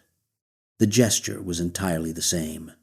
This was the 3rd time, John records, that Jesus was revealed to the disciples after he was raised from the dead. The second miraculous catch of fish, which closes the circle opened by the first miraculous catch in Luke, is the last miracle in the record. It was performed not for a crowd or a city or even a nation, but for 7 men on a beach at dawn, men who needed to eat and who needed to see him and who needed both things together, the bread and the presence combined into a single act of recognition, the fire and the fish and the question he would ask Peter 3 times after breakfast, once for each of the denials. The rehabilitation delivered in the same numerical structure as the wound. Do you love me? What the complete record, all 37 accounts from Cana to the garden to the morning shore, tells us about the man who performed these things is not something that resolves into a single clean answer, because the record was not constructed to resolve into a single clean answer.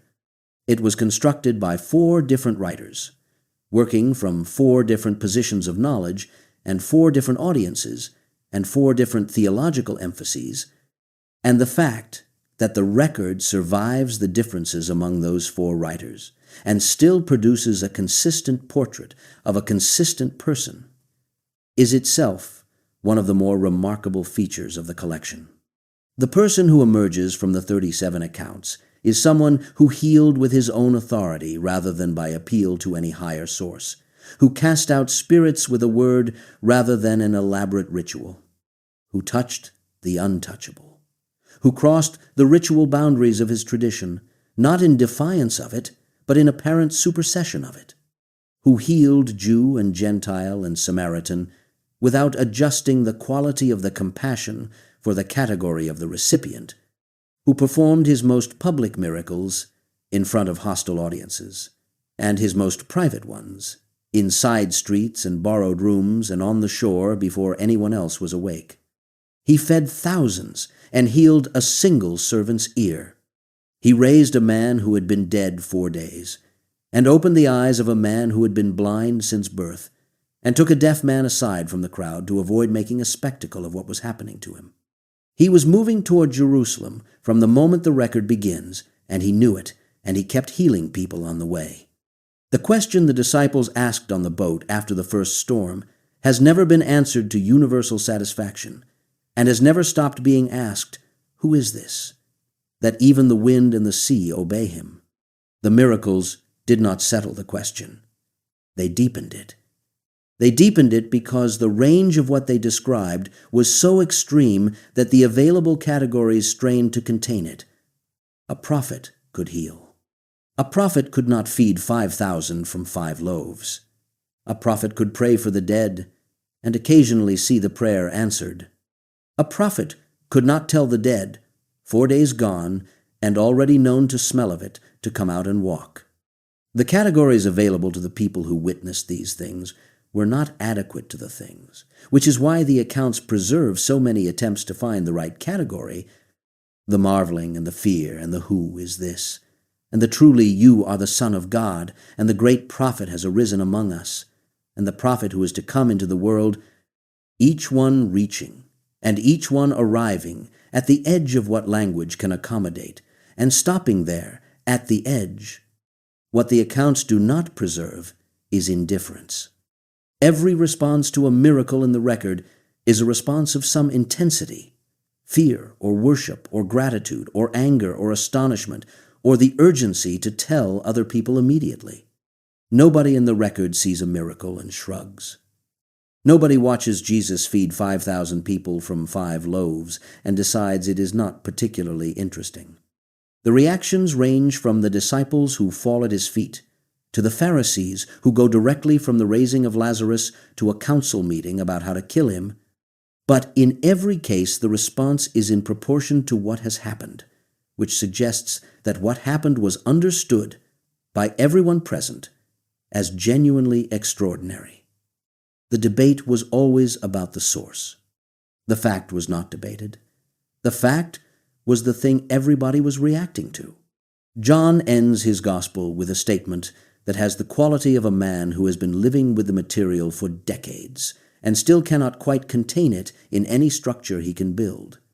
He says, "Now Jesus did many other signs in the presence of the disciples, which are not written in this book. But these are written so that you may believe that Jesus is the Christ, the Son of God, and that by believing you may have life in his name." He is saying explicitly that the selection is not the totality. The 37 accounts that the 4 Gospels preserve together are not an exhaustive record. They are a selection made with a purpose, and the purpose is stated that you may believe. He closes his Gospel with a different statement, the last line of the last chapter. Now there are also many other things that Jesus did. Were every one of them to be written, I would suppose that the world itself could not contain the books that would be written. The hyperbole is obvious, and John knows it is obvious, but he chose it anyway, which means he chose it because it was the closest available approximation to something he actually felt, something that the careful, deliberate, structured gospel he had spent so long constructing had not fully communicated, something about the sheer volume and weight and variety of what he had witnessed that exceeded the capacity of any book to hold.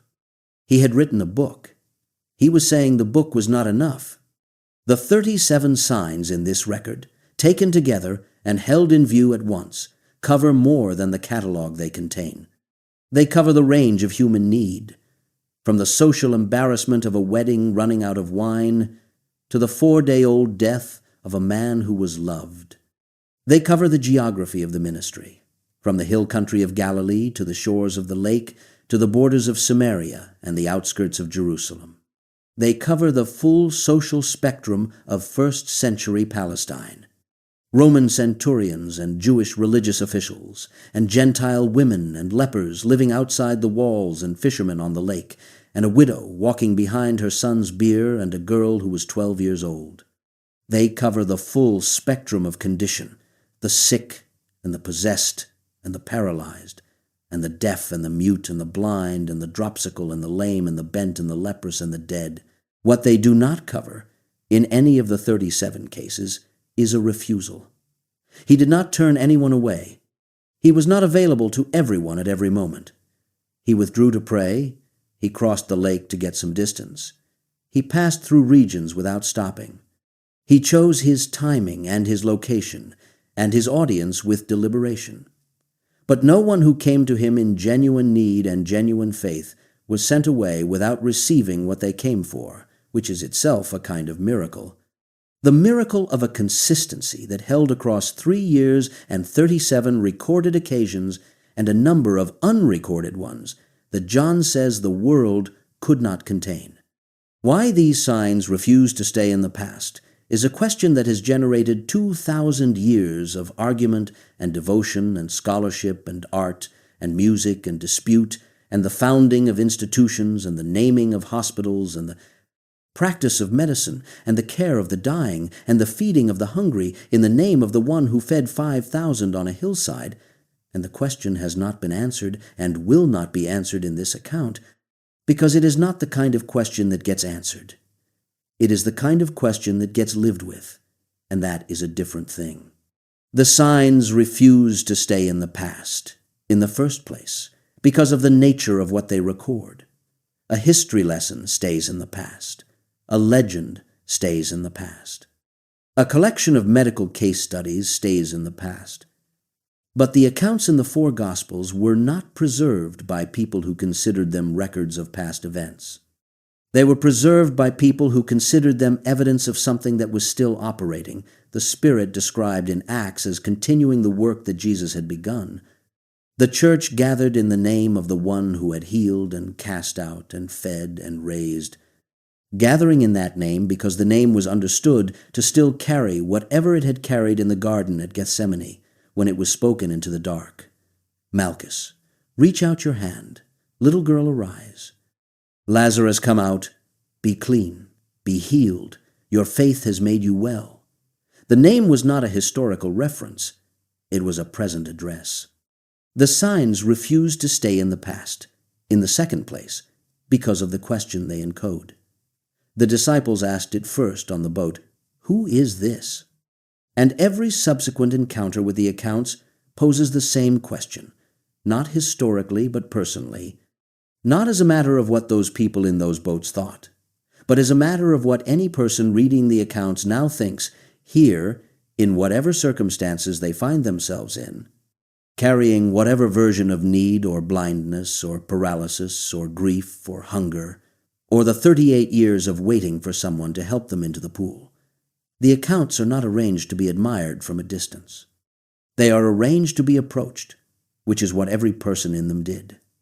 They approached, they came close, they reached through crowds, they cried out from roadsides, they fell at feet, they lowered friends through roofs, they sent messages and proxies and mothers, they came themselves, in every case, toward the one place they had concluded was the only remaining option. The accounts invite the same movement in the person reading them that the original events required from the person living them. The signs refuse to stay in the past, in the third place, because of what the resurrection did to the interpretive frame around them. If Jesus did not rise from the dead, the miracles are extraordinary, and historically interesting, and the record of a remarkable person who lived briefly and died brutally, and whose followers misrepresented the nature of his death and its aftermath. If Jesus did rise from the dead, the miracles are something different. They are the curriculum, the 37 lessons in who was moving through Galilee and Judea and the border territories, the 37 demonstrations of a nature that the resurrection confirmed, the signs pointing forward to the thing they pointed at all along. The miracles do not prove the resurrection. The resurrection explains the miracles, which is why the question, who is this, that even the wind and the sea obey him, is still open, and why the answer to it is either the most important fact in the history of the world or the most consequential error, with no obvious middle position available between the two. The 37 signs cannot be made safe by admiration. They cannot be neutralized by interpretation, though interpretation has been applied to them with considerable ingenuity for 2,000 years. They cannot be received as inspirational stories about a good man who cared about the sick, because the man who walked on water and fed 5,000 from 5 loaves and called a dead man by name out of a sealed tomb was not making a general point about compassion. He was being himself, specifically, in specific places, at specific moments, in front of specific people who remembered the specifics with an accuracy that the accounts still carry in their texture. The coin in the fish's mouth, and the 153 large fish, and the man at Bethsaida who saw trees walking before he saw clearly, and the charcoal fire on the shore at dawn. They are not comfortable accounts. They have never been comfortable. The leper who was touched in the road, and the demoniac who came running from the tombs, and the deaf man for whom Jesus looked up to heaven and sighed before he spoke, and the man with dropsy healed between 2 silences at a dinner party, and Malchus reaching up to find his ear whole in the dark of a garden in Jerusalem. None of them are comfortable. They are deeply, insistently, uncomfortably specific, and the specificity is what has kept them alive and what will keep them alive. The refusal of the accounts to become general, to dissolve into principle, to let the people who are embedded in them become illustrations of something larger. They are the something larger, each one of them. Every person who came, every healing that followed, every word spoken into blindness or deafness or paralysis or death or hunger or storm, each one is the full story for the duration of its telling. The whole of what the ministry was doing concentrated into one encounter, one person, one need, one response. The widow of Nain did not know she was walking into a theology of resurrection. She was walking behind her son's body. The man with the withered hand did not know he was the occasion for a confrontation about the Sabbath that would eventually help produce the conspiracy to kill the man who healed him. He wanted his hand back.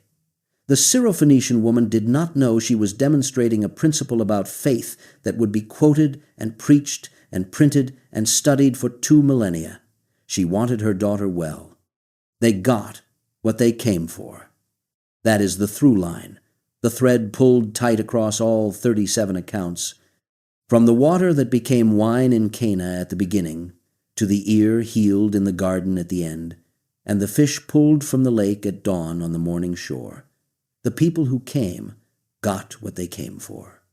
The specific, personal, unambiguous thing they needed was the specific, personal, unambiguous thing they received. Not a lesson about it, not a symbol of it, not a promise that it would eventually arrive in a more convenient form.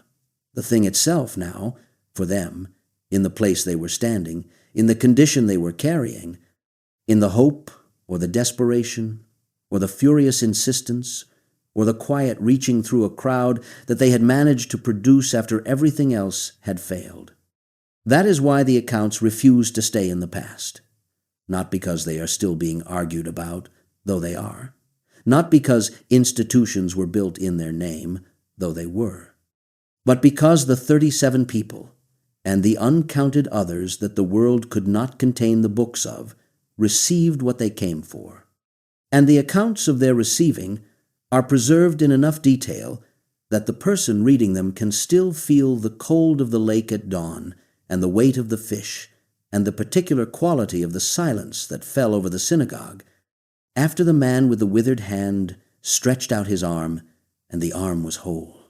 The world that these accounts open onto is one in which a widow does not have to walk to the grave without her son, and a man who has waited 38 years does not have to keep waiting, and a child of 12 is told to get up and is given something to eat, and a man who has lived among the tombs is found sitting clothed and in his right mind, and an enemy in a garden in the dark reaches up to the side of his head and finds the ear that had been cut off healed.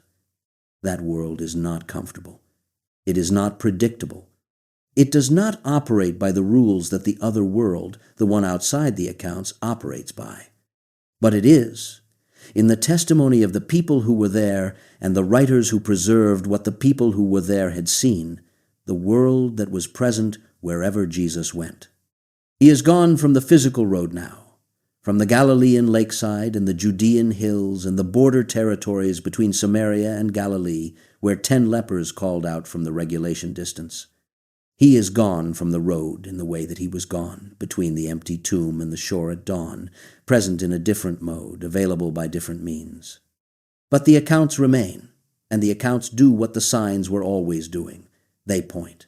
They point at something they cannot contain and do not pretend to contain, something that the beloved disciple knew could not be written into any book that the world could hold, and that he wrote about anyway, in the only way available to him, which was the way that all the accounts are written, the way of the specific and the personal and the precise, the way of this man on this road, at this hour, with this need met by this word and this touch, and this impossible, irrevocable, recorded fact.